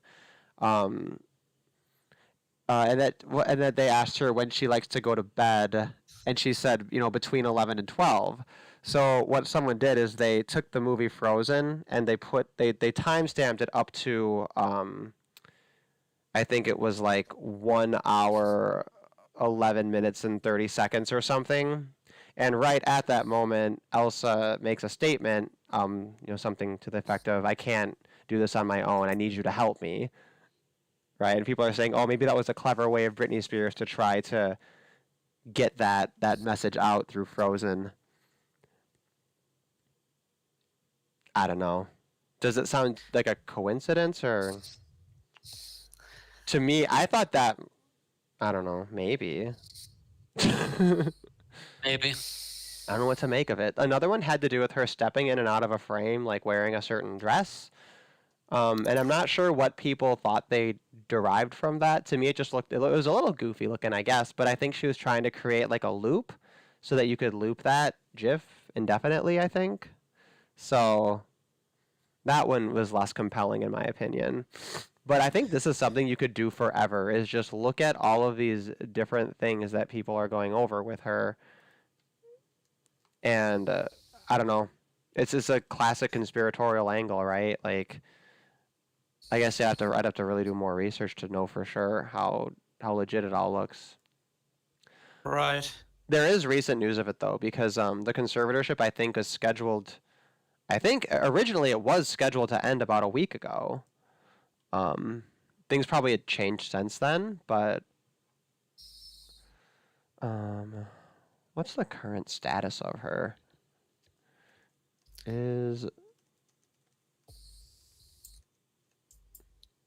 If you start typing "is Britney Spears," then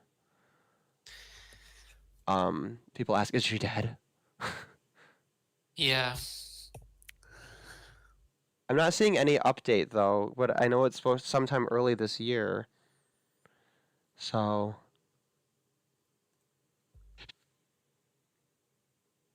Is it okay if I make a slight detour here? yeah, sure. Just because I don't know what to say about this topic. Yeah, so I've had this idea for a while, for a work of fiction. I've thought about it for ages, but recently I've had some more concrete notions about it. An idea for a work of historical fiction, basically, during basically the Viking Age of Scandinavia. The term Viking literally means raider, and that's what almost everybody associates them with. You know, it's very difficult to find a non-comedic depiction of the Vikings that isn't about warfare, even though most people understand that there was obviously more to their society than just that.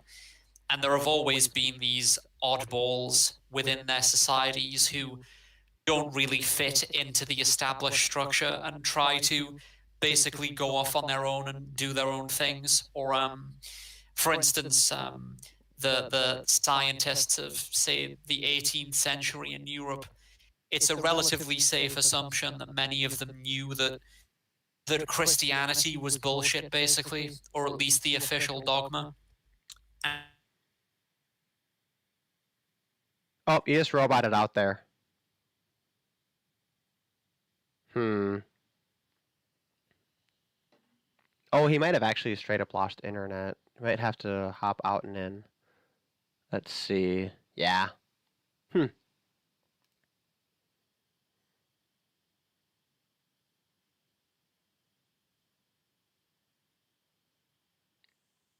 Okay, well, he left off on that some proportion. Okay, now you're back. You were muted for the last, like, maybe 1 minute? Oh, looks like he's gone again.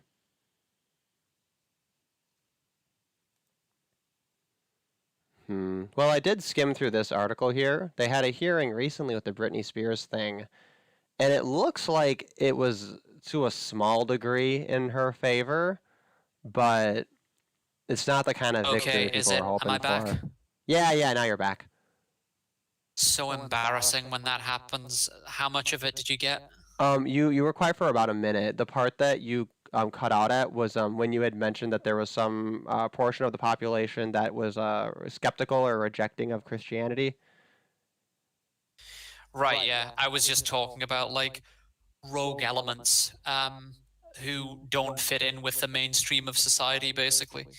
And there were obviously people like that in medieval Scandinavia, I guess, or like the low Middle Ages in Scandinavia, which is what most people think of as the Viking Age. But yeah, and it's also relatively well known that the Vikings landed in the Americas at some point and failed to settle it, but they did visit the Americas at some point, and they called it Vinland. So I forget what the reason was for it, for the name. But yeah, so I had this idea for a story that would be about this character from Norway or Sweden or Denmark, somewhere in Scandinavia, like towards the end of the Viking Age. And he's basically conscious of his mortality and of his station within society, and he's grown increasingly disillusioned with their way of life, the warfare and the raping and pillaging and so on. And he just sees it all as kind of pointless and degenerate. And the sticking point, or the interesting thing, was going to be that he's like a descendant, like maybe a grandson of Leif Erikson, who was the Viking that discovered the Americas, you know, apparently, anyway. And he has maybe like a vague recollection of being there in the Americas as a teenager before the settlement ultimately failed and they had to leave. And the idea was that it would be like an adventure story about him trying to start another settlement there and traveling there. And obviously there'd be a lot more to the story than just going across the sea. There would be, you know, all kinds of goings on and dealings with people in the countries that the Vikings inhabited between America and Canada and Europe, like, you know, in Iceland and Greenland and so on, that would make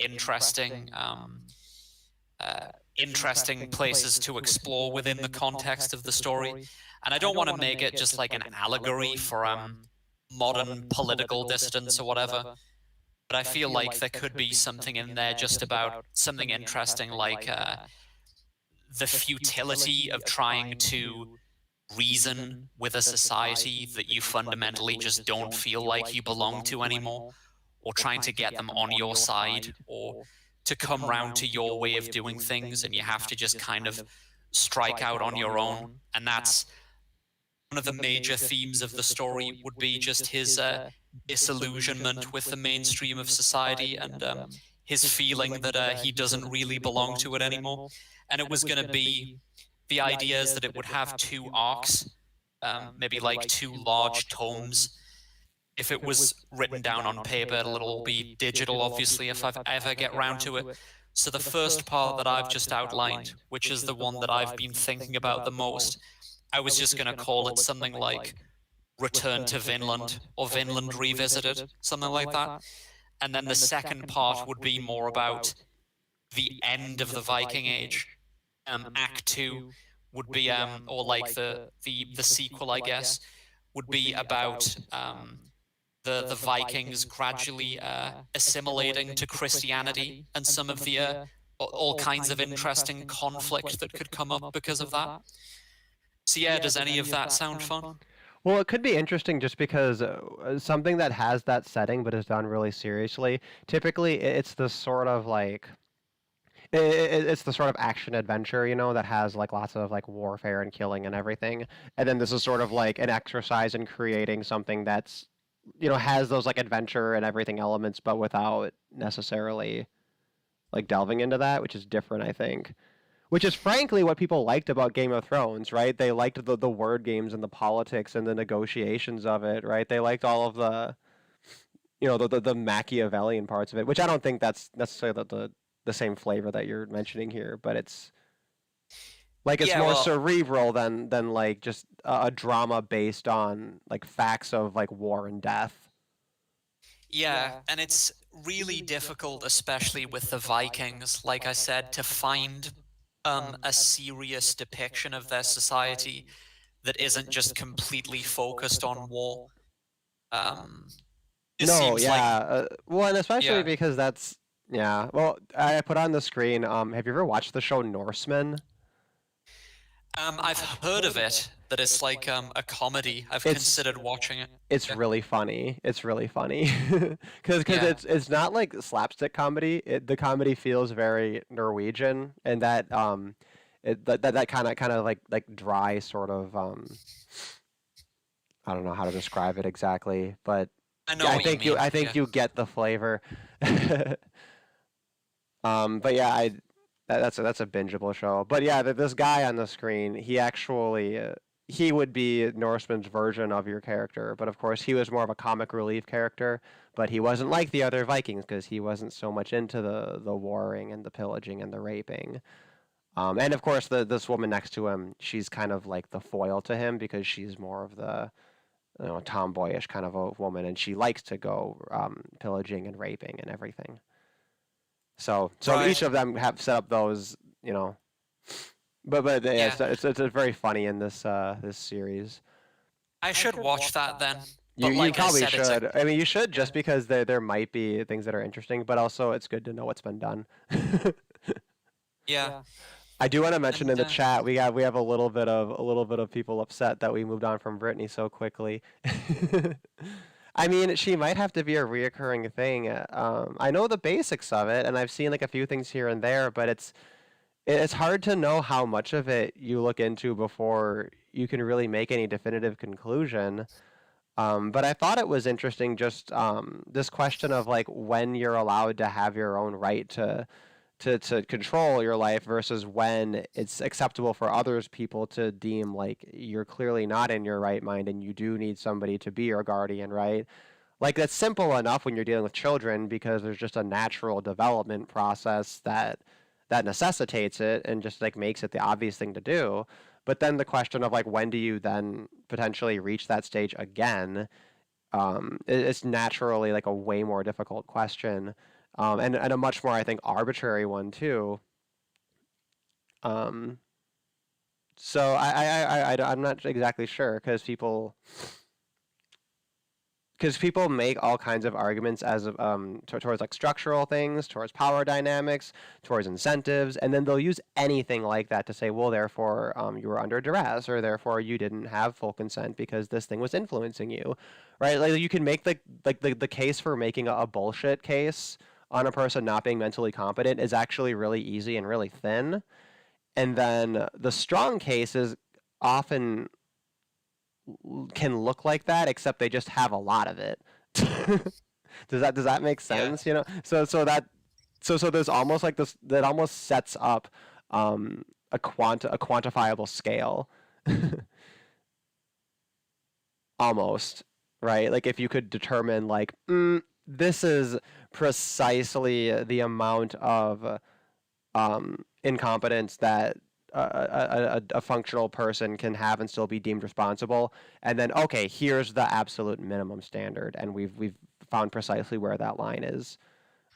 It'd be a great line to have. Or does it exist? You know, or should things like conservatorships when it comes to adults, should that be strictly reserved for like people who have like a demonstrable sort of a cognitive difficulty that like inhibits like basic data processing, right? Like basic like object parameters and edge detection, things like that, you know? Yeah. But then is that just is Like that just kind of dementia or... right? But then of course I don't know if that even gets around the problem, because then we can still have a scale where I don't know, I could imagine someone having just a little bit of dementia and being otherwise okay. Or is that ignorant? I mean, you know what I mean? Britney is our savior reincarnated. She's biding her time and resources until she can create the Fourth Reich. Oh, so Britney Spears is Taylor Swift now? Taylor Swift was a massive disappointment. I think that we should have learned our lesson before exalting our pop singers.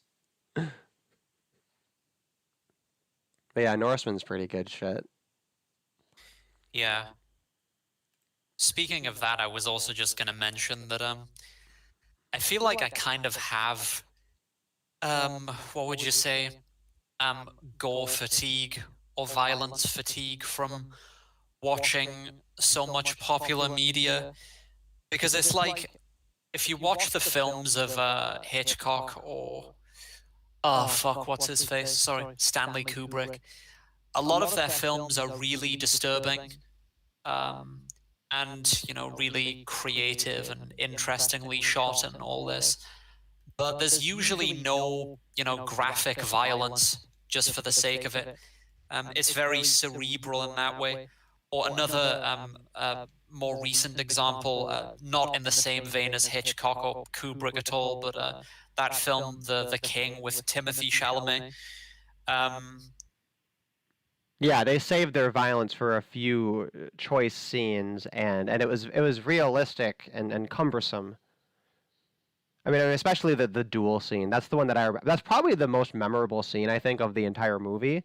But that was a good one. Oh, I think he's phased out again. Oh, goodness. Kai and Britney Von... Oh, yeah, so now we're speculating about Britney Spears as the... How do you even pronounce that word? ᴅʀᴇᴍ? I've never really taken it seriously. I was most exposed to this title watching Full Metal Alchemist, subtitled, and obviously the Japanese weren't helping me pronounce that word. Furry?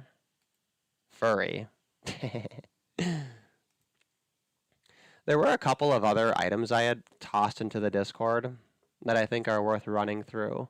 I'm just going to take a moment here to clean up my tabs a little bit. Oh gosh, it's so nice having two screens again. Really is a game changer. I'll keep my eye on the Free Britney movement. I guess this will be an introduction to what can be an ongoing topic. But I do also feel like everyone's kind of in limbo, right? You kind of just have to wait and see what's going to happen. If anybody's in the chat and there's specific details and aspects of it that weren't mentioned, you know, like toss it into the chat so I can make sure it's on the record. Let's see. So many Black Parent leather cat scoots. Huh? Black Parent leather cat suits. Goodness. Oh, this is a Britney Spears thing. Okay, so I have that one. I did end up with a loose theme here. I also have a couple of articles that are exactly the kind of articles that we would have covered on a Gatriarchy type stream. So I'm going to make sure I add that to the docket here. Let's see. Oh, and then this one too. This is a good story. I mean, it's a horrible story, but that's worth ranting about. Thanks for hanging in here and for giving my little interlude. Also, any likes, shares, and subscribes are always appreciated. Because as you can see, my channel is very little, which means that, you know, 1 subscriber is a pretty big deal, relatively speaking. So it's always appreciated. Oh yeah, Ashley's legit gone from the live thing, so he might be having to restart or something. There we go, I found it. Steven Crowder's website linked to it. But it was an interesting story, and I don't typically follow Crowder's like news thing, but wherever it shows up.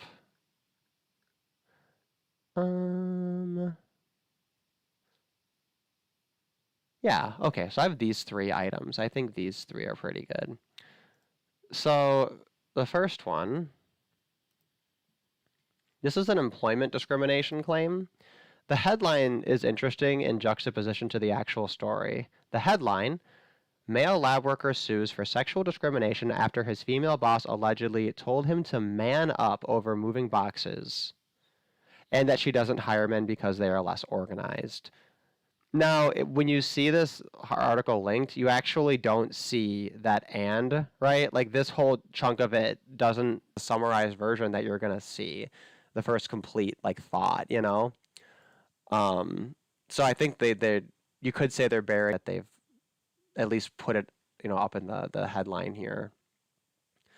But let's see. Daniel Price claims that he was told men are less organized than women. He claims the manager said, "You're a man and you don't need to be listening to this." He is bringing a sex discrimination case against his boss at PQ Laboratories, PIQ, I guess, or PIQ Laboratories in Wales. Let's see. A lab worker was allegedly allowed to bring a sexual discrimination case after his female boss allegedly told him to man up over moving some boxes, and it told him she doesn't hire men because they're less organized. Daniel Price says he suffered extreme discrimination because it was a toxic environment. He was allegedly frozen out of conversations on several occasions, and alleges that his lab manager, Ashley, it's Ashley spelled like in the dumb way that has E-I-G-H. Ashley Knowles told him he was lucky to have a job as he was a man. I mean, I don't agree with being able to have like workplace discrimination type laws. Except of course that if you're, you know, hired on, you know, on condition that they're not going to do things like this explicitly, well then I guess they're, you know, violating their terms, right? And that would be the real basis for having an issue. But it sounds like this lady here, assuming all of this is true, that she would think she is invincible. And I guess it remains to be seen. It says Daily Mail UK, so I guess this is a British case. Oh, they're in Wales, so maybe we can close that. My computer's being a little pokey, I think. Is the stream buffering a lot? I had to log back into OBS, so some of the settings might be a little different. I might be able to change some of the settings to like a lower resolution, and then I think it would run better. Although I think the last time I monkeyed around with that, ᴅʀᴇᴍ was explaining to me that that doesn't actually help, and then it's just going to make it shittier and then still be slow. So I'll have to play it back and see how it looks. Or perhaps it's only going to buffer while it's live. Who knows? Let's see. So, hey, someone's back. So it looks like it's working. It's just being horrendously slow. Yeah, while you were gone, I pulled up a few articles here. This is one about a sex discrimination case that seems pretty comically in the man's favor. Like she's just deliberately being like, "You're lucky to have a job because you're a man," and I'm not. You can't listen to this conversation. Only women can hear this conversation. Go move those boxes, man up, right? Like it's like a cartoon. And I guess this is the lady. This is Ashley Knowles. She looks exactly how you would imagine she looks. This is the kind of woman who dyes her hair gray. Might even have a little bluish tint in there. Or perhaps it was dyed blue and she just let it fade. Oh, I just noticed. Is the chat not updating on my screen? I thought it was up to date. Oh, you mentioned the chatter in class again. I thought that was like way back when you mentioned it before, and I thought the chat had gone back like an hour. It is buffering pretty badly. I'll have to monkey around with the settings. The settings got reset, and this just happens periodically, and I guess there's not much I can do about it besides remembering the perfect settings and making sure that I set everything again. But I'm not sure. I've never found the perfect setting, so that's the first step. Oh, good to see you. Good to see your Toto's here. Yeah. What's up? Sorry for being... I'm okay. No worries about being late. I mean, the streams usually go a couple hours. Yeah. Let's see. I was just talking about. Do you see this nurse on the screen? This photo of her. She's gonna be the new image of like douchebag female workers. Unless it turns out the facts of this case are that he's like making it all up or whatever. Doubtful, but. Get the page up, hold on. But yeah, I sure she's weird. Huh. On October 29th, 2019, he received a WhatsApp from her talking about a visit from a colleague from another branch in which she said, "Use an extra set of hands when you can. He could always move boxes too." I don't know, what does that mean? A visit from a colleague from another branch. I don't understand what she's saying.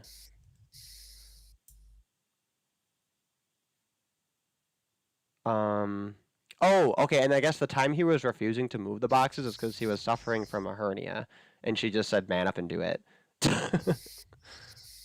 So it sounds like, assuming this is true, he should have documentation that supports things through WhatsApp, right? Which you can get that, I think, subpoenaed and printed and verified or authenticated or whatever, as well as medical records, it sounds like. So it sounds like he probably could build a pretty convincing case here. Again, just assuming this is all correct. I wonder if we have a statement from her about the allegations, though. Oh, I think my screen is frozen. Oh no, what a disaster.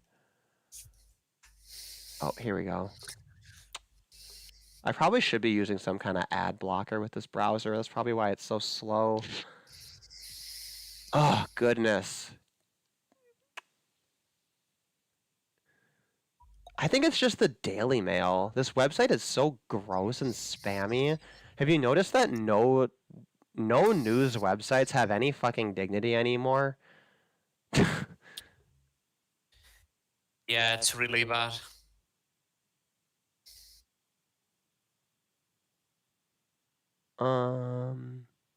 Yeah, there's nothing else interesting about here. Oh, he was fired 2 days after she made a sexist comment to him, I guess. I'm being fired right now. Boop. Hold on the man up over. Which, when I just saw the headline, I thought, wow, this is literally like squarely right in the center of the kind of thing that would have been like perfect on the Gaytriarchy podcast. Yeah, right. So I was like, oh, I have to take a look at this one. Like basically a gay separatism issue almost. Oh, exactly, right. And that was part of the idea. I suppose you could call it degrees or kinds of gay separatism all through. That was, I think that's one way to look at, I guess, the core mission of Gaytriarchy, right?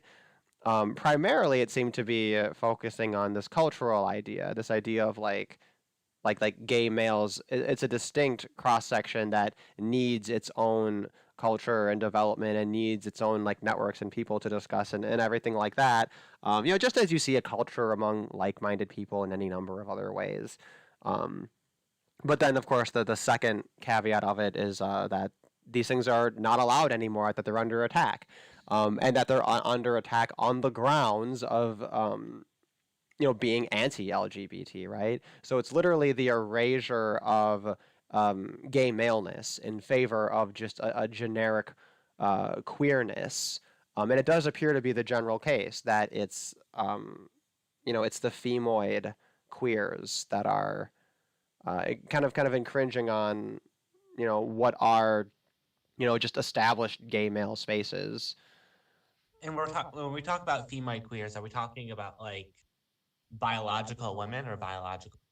Well, that's the thing. It would include your lesbians, it would include your non-binary women, your bisexual women, but mostly it's going to include only those kinds that I think are really identifying with LGBTQ, right? And really making a big stink of it, which these days appears to be the clear majority of women.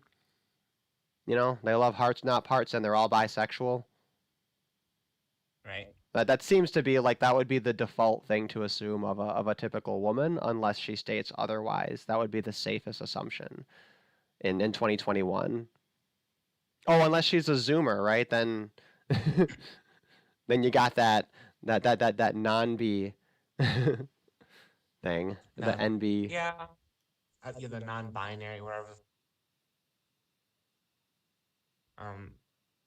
Yeah, I guess. Well, what is the story? So it got slammed down for transphobia, right? Yeah, they're just. I mean, it's funny because as described, I wouldn't be surprised if it was illegal. Right. What I'm wondering is what happened to the they were able to tell them to fuck off at least, right? So keep their little space. I'm not sure. I'm not sure what's happened so far. This was published on Crowder's website on the 24th. Today is the 28th. So there might be some developments there, but it's a fairly new story, I think. But I guess so this gay dude sets up his camp called Camp Boomerang. Why is it called Boomerang? There has to be like a gay innuendo there. Boomerang. Oh, because it's not straight. Because it's curved. Is that it? I think that's it. Oh. Camp Boomerang. It's a private membership-only RV park and campground that allows only guys. And a guy, in terms of this discussion, is defined as a person with a penis who presents himself as male and has a state-issued ID that says male. So. Right. Yeah, see, I would think that the bigger point of contention would be if there's a guy that wants to go there, but he had some kind of horrific accident that resulted in him being castrated. Oh, well, okay. I wouldn't imagine he would be disbarred. I think they'd be fine letting that him, right? Yeah. So maybe the having the penis thing. Maybe we're actually focusing on the wrong group of excluded people. Yeah. Paulo, you're telling me to use Brave browser instead. Maybe. Biological. Also identify. That's what I think that you should take away from. Yeah, biological male and a state issued ID that says male. Let's see. Yeah, but let's see. Members of the transgender community appear to disagree and aren't happy about the exclusionary policy, of course. I just want to see, where do we get to like the real story?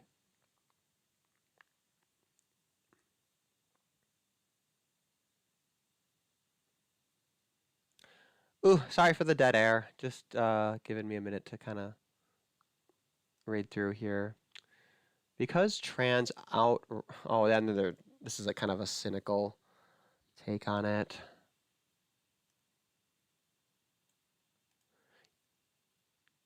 Yeah, this is a really, really thin blurb. Just, of course, trannies are mad about this. But, Like, I don't know, like, it has to be, like, other groups of, like, trannies that I'm defined, or that I hang out with, that I don't hang out with, rather, because, like, I don't really see this sort of behavior a lot. Like when I talk to like trans people, it's just I don't know. Apparently, they haven't even opened this camp yet. Okay, what the fuck? Seriously? Yeah, so it's just because he's trying to get it started up, and this is how it's been advertised. Which, yeah, I mean, here's the issue. I mean, we all know my stance. I think, obviously, I'm fine with anybody, their own private business, having their own exclusionary things on any basis whatsoever, because that's the easiest way to do it. That's the easiest way to just be fair across the board. You're not going to make everyone equal, and it's tyrannical to force people to associate when they don't want to be associated, right? Obviously. Now, given the status quo, if this guy wanted to achieve his goal, he should have just opened the camp and advertised it toward gay men and just made it like a very explicitly adult gay male thing, like the same way gay bars do. You go to a gay bar, it's overwhelmingly gay dudes there because that's who it appeals to and is advertised towards, right? And generally speaking, people who aren't gay men, how interested are they going to be in going to what's obviously just going to be like a massive just gay like sex thing in the woods? You know what I mean? Like Yeah, I get it. Yeah. Right, unless, I don't know. Maybe they're a fat cag, but like again, yeah.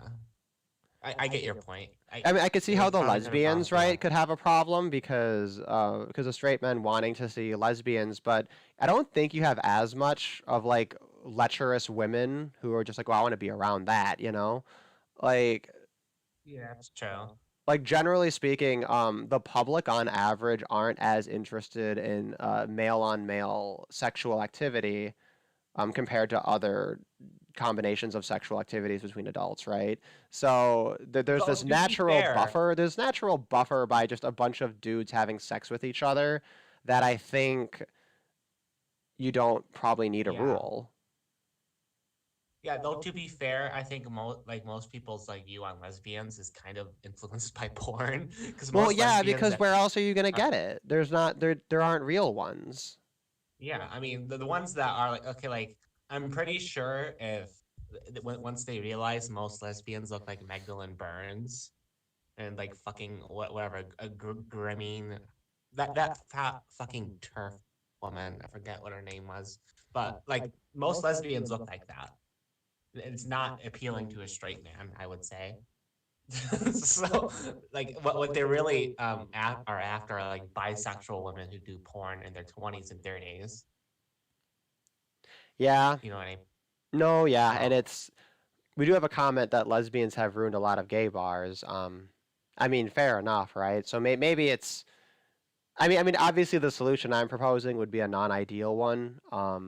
But I get the feeling that all of the fucking drama he's gonna get regarding this is it's not gonna be worth it compared to just softer measures of discouraging people they don't want there.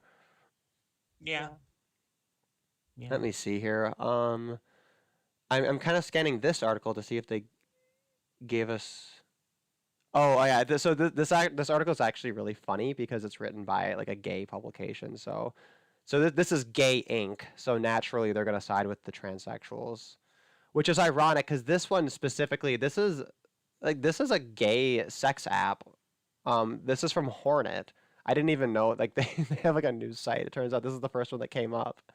So this is a gay sex app. This would be like Grindr publishing an article, right, where they side with transsexuals who essentially want to bully themselves into a space where they're not welcome over gay men that in a breath of fresh air, in a refreshing act of discretion, the gay men have decided, hey, let's go have our sex somewhere away from others, right? Instead of like in the streets and in a fucking parade, right? Let's go tuck it away somewhere where it's private. But no good deed goes unpunished. Right. No, but yeah, this is gay sex app, I guess, sides with the troons. Well, of course. I can remember Grinder fucking doing that too. Like they turned into like a sex app for like trans, like all queer people or something. Not just gay men. Yep. So let's see. He says, being a private membership only entity allows us the ability to build a like-minded atmosphere. We don't mean for this to come off as a like it or leave it attitude, but we feel it's necessary for everyone to know exactly what our vision is for Camp Boomerang. And then, of course, the writer of this article says, and what vision, Brian? A reactionary, transphobic one that none of us want to be a part of? Cool. But, like, if you don't want to be a part of it, then why are these troons bullying him to try to be part of it? Right? He just advertised because like this is they the want, they like thing. the idea. Yeah, you I should say think, you should say, "Oh, thank you, Brian. Thank you for letting me know that I don't want to be a part of it." Right? Like, Yeah. thanks for giving me useful information that's pertinent to my decision. Yeah, they just want to leech off of it. They think it's a cool idea, I think, but then they don't want to actually do the work for making their own one. Right? This is written by ᴅʀᴇᴍ. If this is a woman, that's gonna be funny as shit. Please be a woman so I can laugh forever. What the fuck kind of name is ᴅʀᴇᴍ? ᴅʀᴇᴍ. It sounds like a name from a random generator. I have no idea. Oh wow, kick off your week with this inspirational roundup of gay role models, and we see George Takei there. Who's like didn't George Takei like have sex with a kid or something? I heard something crazy. I think no, he had sex when he was a kid. Oh, okay, yeah. I mean, But that's he's not also bad. kind of a creep. Like on Howard Stern, there's a Yeah. lot of these times when he like made people uncomfortable and groped them and stuff, and it was pretty weird. And his takes are just dog shit. God, if that's where gay role models are, like, oof. I don't recognize the other George ones. Takei? Wait, who the fuck's right next to the right of George Takei? This black guy? Yeah, it looks like he looks like Beetlejuice to me. Oh, you know what? This guy looks like that one representative from that state who has like the fucking crazy looking eyes. I think she's from Illinois. Oh yeah, that woman. Yeah. That crazy looking woman, or what is she? Is she the governor, or is she like what the fuck is she? Yeah, she looks like a troll doll or something. She looks like fucking Golem. Like it's like why don't they give me any details about who this fucking person is? I want to know. Okay, that's just about the thing. I wish they'd say, did they have anything about the author? No. No, I wanted to be nosy and, well, I mean, it's important from a standpoint perspective to know, you know, the intersectional identity of everybody who writes anything, right? Like, what if this is a white person? I need to know if this is a white supremacist take or not. You know, we gotta, what do white people get the gold star, right? We put that next to anything that's white so that we know, right? And then we just need to categorize everyone appropriately so that our standpoint theory is accurate. Let me see. So this article, to their credit, though, actually does have more meat to it, which is good. Oh, here we go. Here's a commentator wrote, "Trans men are men, you pretentious, exclusionary cock waffles. 0 out of 10 would absolutely not recommend." That's so stupid though. Like, it's not even just like, I don't think gay men are necessarily even transphobic. It's just that they aren't interested in vagina. You know? Yeah, I know. Well, and it's the same thing with homophobic, right? Like most people who are quote unquote homophobic, they're not scared of gays. They just don't like them. And it's like ridiculous when you make a phobia the go-to term, right? You're going in there with a pathologizing thing, and you're like limiting the range of emotion to fear, which is just absurd. It's an absurd way to come in with an accusation. It's just, you know. And then of course with transphobia, since we're in gay land, since we're in, you know, they just, oh, it's always a phobia. It's queerophobia. It's sapophobia. It's gayophobia. Nice to see Church of Entropy. Hey, I saw you did your consciousness stream, but it looked like it was a really short one, only 20 minutes. And I didn't check and see yet if you had gotten a hold of our duder. I think he was in our chat earlier, Mr. White Male. I'm not sure, but I thought his name was different from Mr. White Male. He didn't clarify, or maybe he missed my quick little shout out there. But anyway, I'm just going to read the closing little paragraph here. It is high time the LGBTQ community at large takes a stand against these so-called queer establishments with their unconscionable policies. The messages of disgust on Facebook are a good start to what will hopefully become a full-on boycott of Camp Boomerang. I mean, the boycott is what he wants, right? He wants, I mean, at least the people who would be offended by this sort of thing, he wants them boycotting because that's precisely the point, is to exclude them. And then I wonder, a lot of these people who leave a negative review of something before it even opens, well, you can probably contact that entity or like control for when your actual opening date is, right? And then all those people who preemptively did it, they've outed themselves as reviewing something that they obviously had no knowledge of because the thing wasn't even opened yet. It's all dated. So if you can kind of find a way to, on the DL, you know, kind of repair that and then get all of your drama out of the way up front, you know, maybe it is actually a good strategy. If these people are only hoping for a boycott, maybe he did do his homework, and maybe setting this up as a members-only private park means he actually is allowed to do that. And if that's the case, then fuck, great. America's back. I didn't realize that we had rights still. I find that so hard to believe. I would just assume that the fucking Civil Rights Act ruined everything. You know what I mean? Maybe I'm just pessimistic. Maybe I should have a little more faith.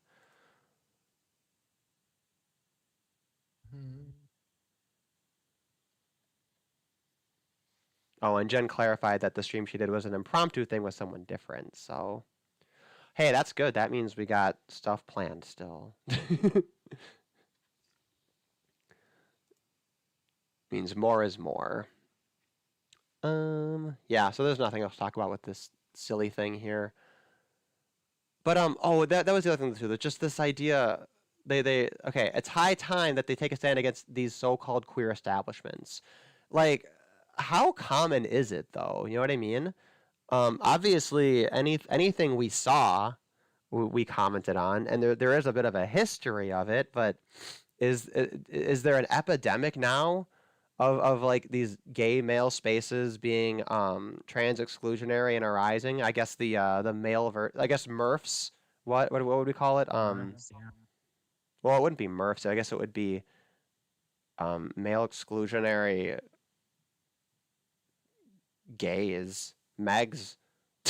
Yeah, not necessarily having a gender critical aspect or outlook on it. I think they just don't want to like look at vaginas. Well, TERF was the wrong term to try to flip because it's too loaded. Yeah, that's true. Well, the last thing I just want to note, though, I find it so, like, it just kills me that he says, I don't want this to come off as a like it or leave it attitude. Why not? Like, since when was there anything wrong with that, right? Like it or leave it, or love it or leave it, right? Like this, you know, mind your own business, that kind of a thing. Like, usually when you make that argument and it's factually accurate, it's also ethically accurate. And that's why it's such a popular attitude. But here, he's afraid of taking that stance. He wants to make sure his stance is significant or much more sensitive, right? He wouldn't dare dream of asserting just his fundamental right to be left alone, right? Like that's what you're saying. You're saying like it or leave it. Like, you know, here's my thing. You don't like it, okay? Then leave me alone, please, right?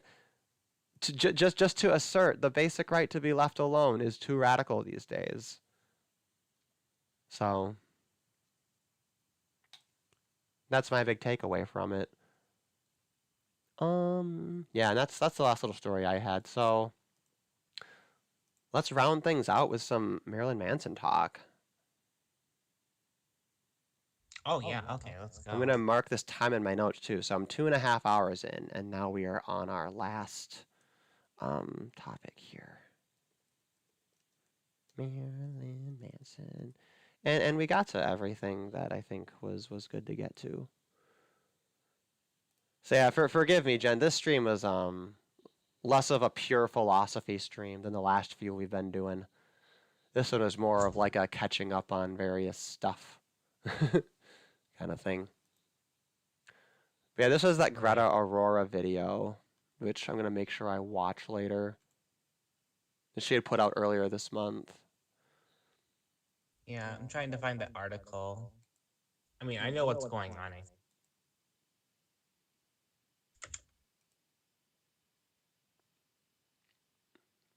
But yeah, the issue with Marilyn Manson is like there's obviously a bad incentive for people to report him because he is rich and famous.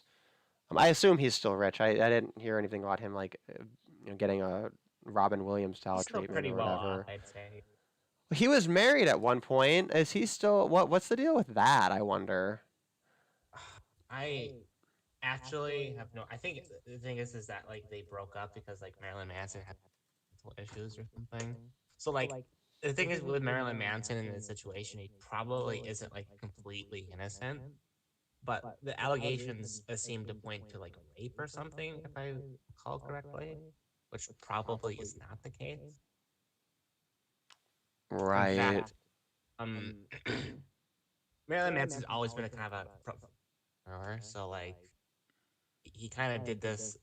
He kind of had like all these allegations against him back when he was doing, I don't know, like say Antichrist Superstar. That pissed off a lot of Christians. And that was in I'm perusing over his Wikipedia just so we can kind of reinforce things with like basic facts. Yeah, that was 1996. He did Antichrist Superstar.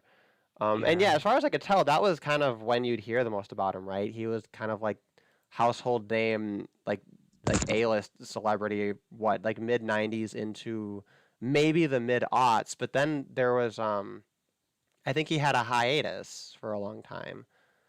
Let me see. His discography, I think, usually that gives you a really good idea. Well, I guess his releases every few years you usually see an album, and that's been fairly consistent. Yeah, I guess up until last year. Yeah.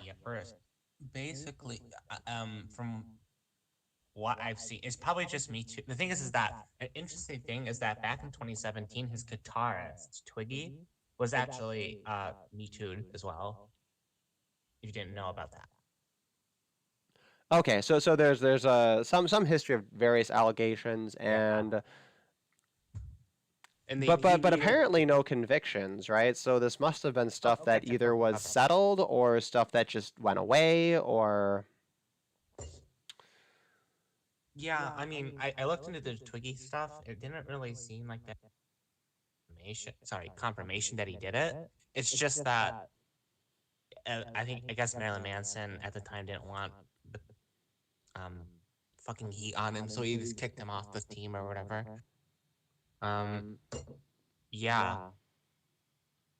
I mean, there's not really much I can comment on it, given the fact that it's just, for the most part, an average Me Too allegation. Probably it's probably fake. Though I guess you could add in the fact that he's obviously rich. Adds on to that, but then you also have to take into it the fact that he's a provocateur. So maybe there might be, I don't know, that might go into the reason why he's being Me Too'd. Probably not. I think it's probably just another average Me Too. But I don't know. Well, and that's the thing, right? Because the Me Too pattern is you get one like bullshit accusation, right? And then everybody realizes that there's blood in the water, and then all these women swamp onto it, right? Which, of course, that's how like people like us tend to see it. And the the weird thing is that, mainstream like, narrative is, of Marilyn course, oh, Manson- these women just got the courage, right? And of course, there's no sense of like admonishing someone for like keeping quiet about things that had they spoken up about, they could have prevented other people from being abused. That's not. How dare you ever point that out? Here's a tweet. Yeah, I went to Marilyn Manson's from Trader Joe, TW. I went to Marilyn Manson's house when I was a teenager with some friends. I was a big fan. He referred to a room in his house as the rape room. I thought it was just his horrible frat sense of humor. I stopped being. I stand with everyone who came forward. Okay, that's Marilyn Manson's sense of humor. Wait, okay, so Don't that's get one it. of the accusations is just that he referenced the room as the rape room. Yeah, like the thing is that what people don't understand about Marilyn Manson is that he says shit like that all the fucking time. Yeah, no, that doesn't He's a describe weird me. dude. Yeah, Like- that doesn't describe me at all as a joke. And then how long ago was that one? Was that accusation? Was that one of the older ones? I don't think that was one of the newer ones. There actually is. It's just a tweet that Trader. Oh, you had it from a tweet. Okay. Yeah. Yeah, so there's no even confirmation that even took place. So it looks like the timeline I'm showing is that you have some allegations that were against him and his guitarist that are like old ones, which apparently were anonymous. But then in 2021, this year, where we have some actual public allegations, which come from what? Evan Rachel Wood. This is a woman named Evan. Why is this woman named Evan? X-Men horrifically abused her for years. Yeah, but why is her name Evan? I don't know. Why? I thought it was Why so do women stupid. tell the women to stop taking the men's names? Yeah. We got poor Ashley, right? At the front lines. Long after the Ashleys have flanked us and taken over everything, still he must stand as the vanguard as women continue to take the name Joe, the name Evan, the name Whitney. Taking all the names. I've totally seen this woman before. Oh, is she the Legally Blonde chick? Or am I retarded? Movie. Oh no, Legally Blonde was Reese Witherspoon. Does she even look different? Oh, this show she was in Westworld. That's where I saw her. Yeah. This is fucking Dolores. Shit, Marilyn Manson married Dolores?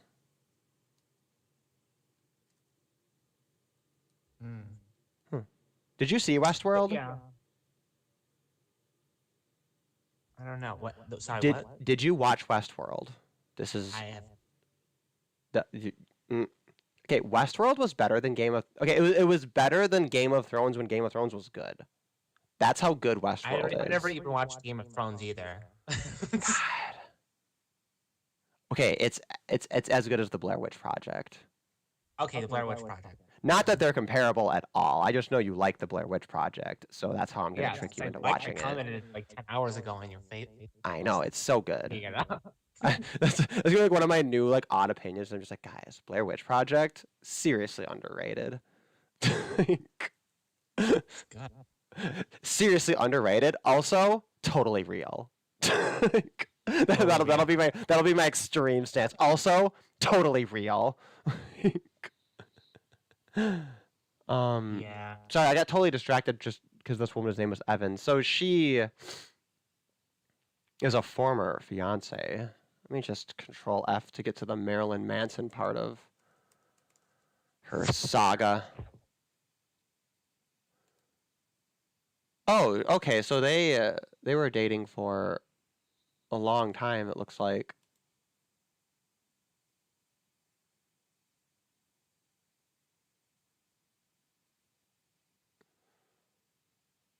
Okay, so I guess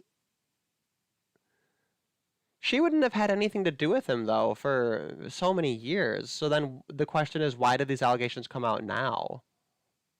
Yeah.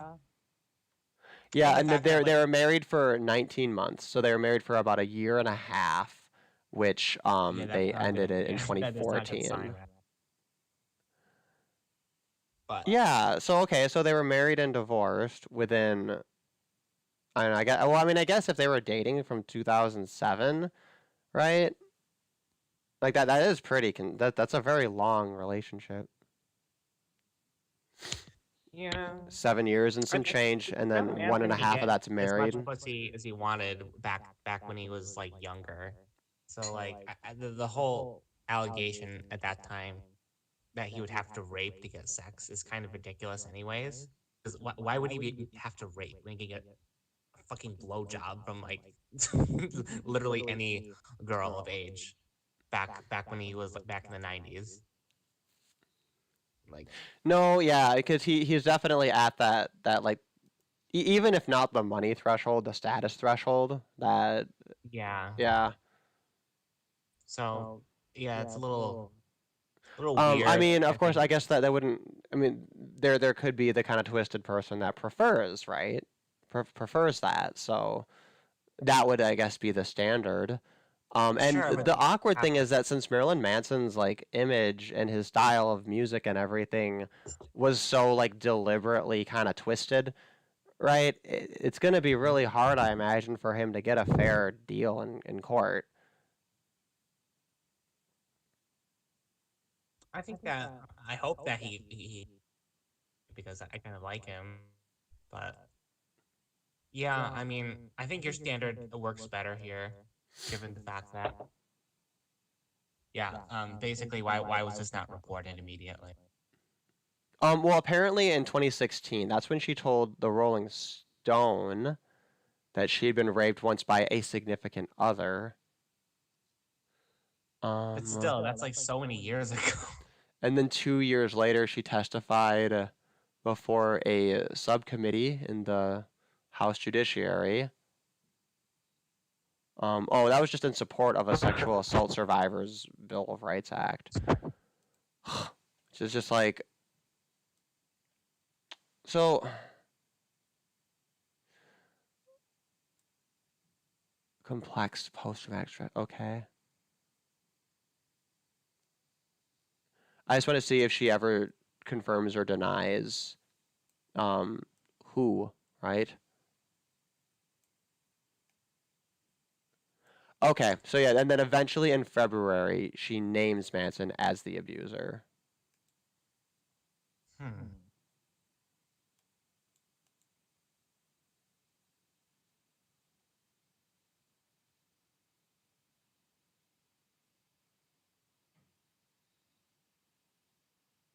And she doesn't go into specifics. What he did, obviously. So like, how can we like? It doesn't really sound like something Manson would do. Does it? Because I mean, well, it's because you're one of his like, fans, so you're biased. You ask any of his fans, and they're all gonna be like you. True. But like, oh shush. Anyways, yeah. I don't know. I mean, I think the point you make is probably the strongest. Is that I don't know was what to make this? about the timeline. Yeah, because it's somewhat responsive, right? This isn't like the frickin' oh, what's his name? Something about the popsicles, and he was wholesome, and they were just gonna bring his show back, the black guy, and he was super wholesome, and they accused him of using quaaludes. I'm blanking on his name, and it's like ridiculous. Who am I thinking of? This is like so obvious. Oh my god. How do you spell quaalude? Quaalude tubes like that. Starts with a B. I'm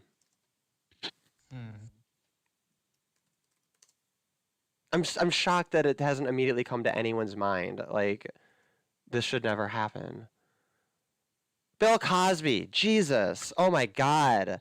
Yeah, Bill Oh yeah, Cosby. that was a while ago. God. Yeah. I feel like I just died. Okay.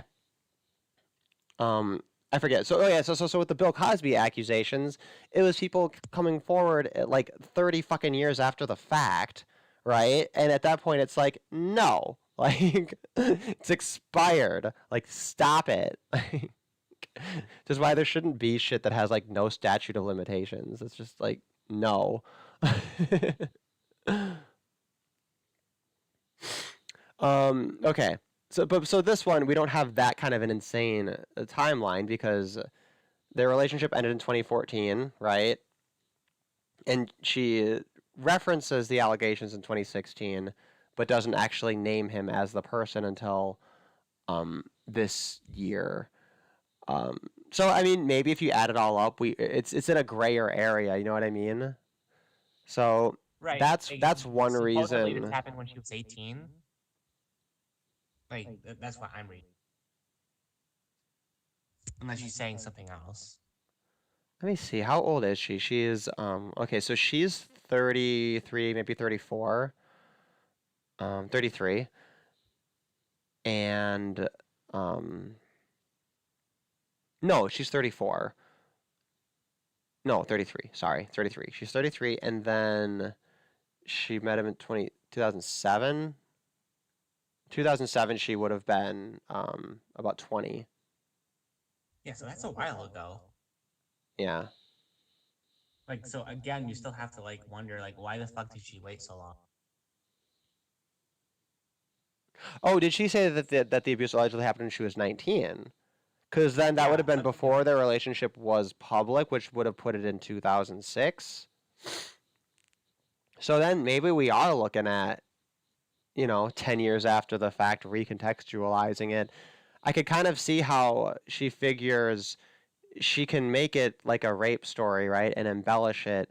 But then since she's not naming anyone, she's avoiding any kind of a contention. So then she gets to kind of reap the benefits of the victim status. She gets to do her little political thing about how she's so good about being a virtuous person to stand up in support of sexual assault survivors, right? Because if you don't name who it was, you just want to say, oh, no. The only important part is that I was raped, right? You get to kind of have your cake and eat it too. Or I guess you get to have your cake without the weight of having to see through with a proper accusation. But I find it hard to believe that Marilyn, that she had someone else in mind, right? That there's some other sort of a thing that happened, and then she sees the opportunity when people are also accusing Marilyn Manson, and then she decides, oh, I'll make my accusation retroactively about him. Like, I don't believe that's what happened, right? Yeah, fair. Yeah. Yeah. So I don't know.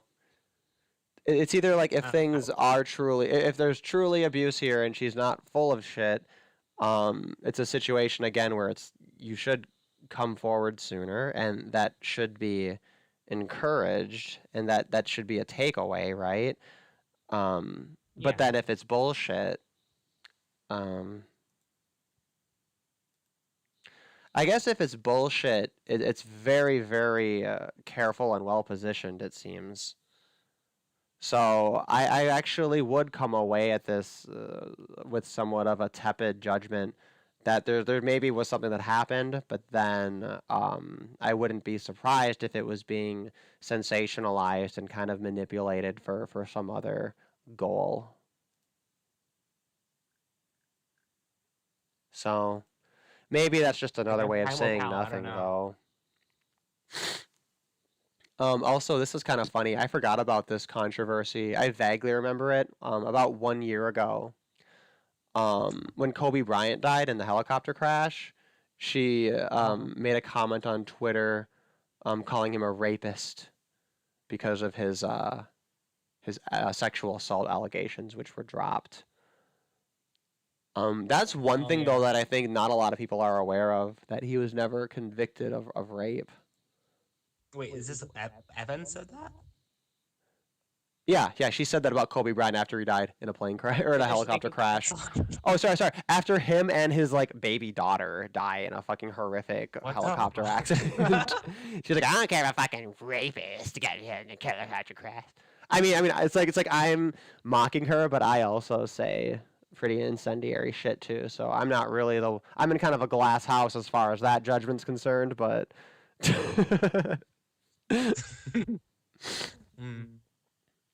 Interesting. Well, we're Yeah, coming up on a so- 3-hour mark here, so I feel pretty good about having touched upon all the things we set out to touch upon here. I think for the next stream, I do want to find a topic that might be a little bit headier and more theoretical, but I also need to make some more proper videos. The other day, I was thinking about something and I was like, oh, this is just like a video I made. And then I was thinking about it and I was like, oh no, I never made that video. I only started writing the thing and then forgot about it, right?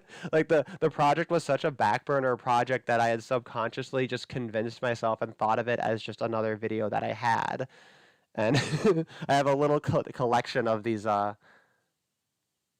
little half-formed things that if I give it a little push, I can get them out there. So, but also Black Desert Online, they just released it for free, and I'd always wanted to try it, so I thought free is a pretty good price. I tried it out for about 5 minutes, and I fucking hated it just because of the controls, because you have to use the WASD, and you have to use your mouse, and I don't like it. I really don't like it. Not on my keyboard, not on my little laptop keyboard. It just feels gross. I hate it. So You're just a scrub. I'm really picky about the controls. I like to sit and hold a controller and not have to like lean around or anything. I might try it.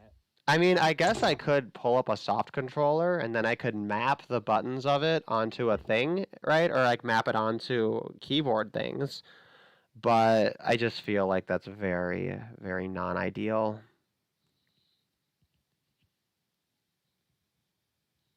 Like there are people who play Diablo 3 with a controller, you know? It doesn't sound Yeah. that fun to me. Seems like I there's mean, I only don't- very specific the classes you'd be MMO. able to play. Yeah, with an MMO with like, I don't know, like X amount of abilities to like click on, I'm not sure if the controller would be the best option for that.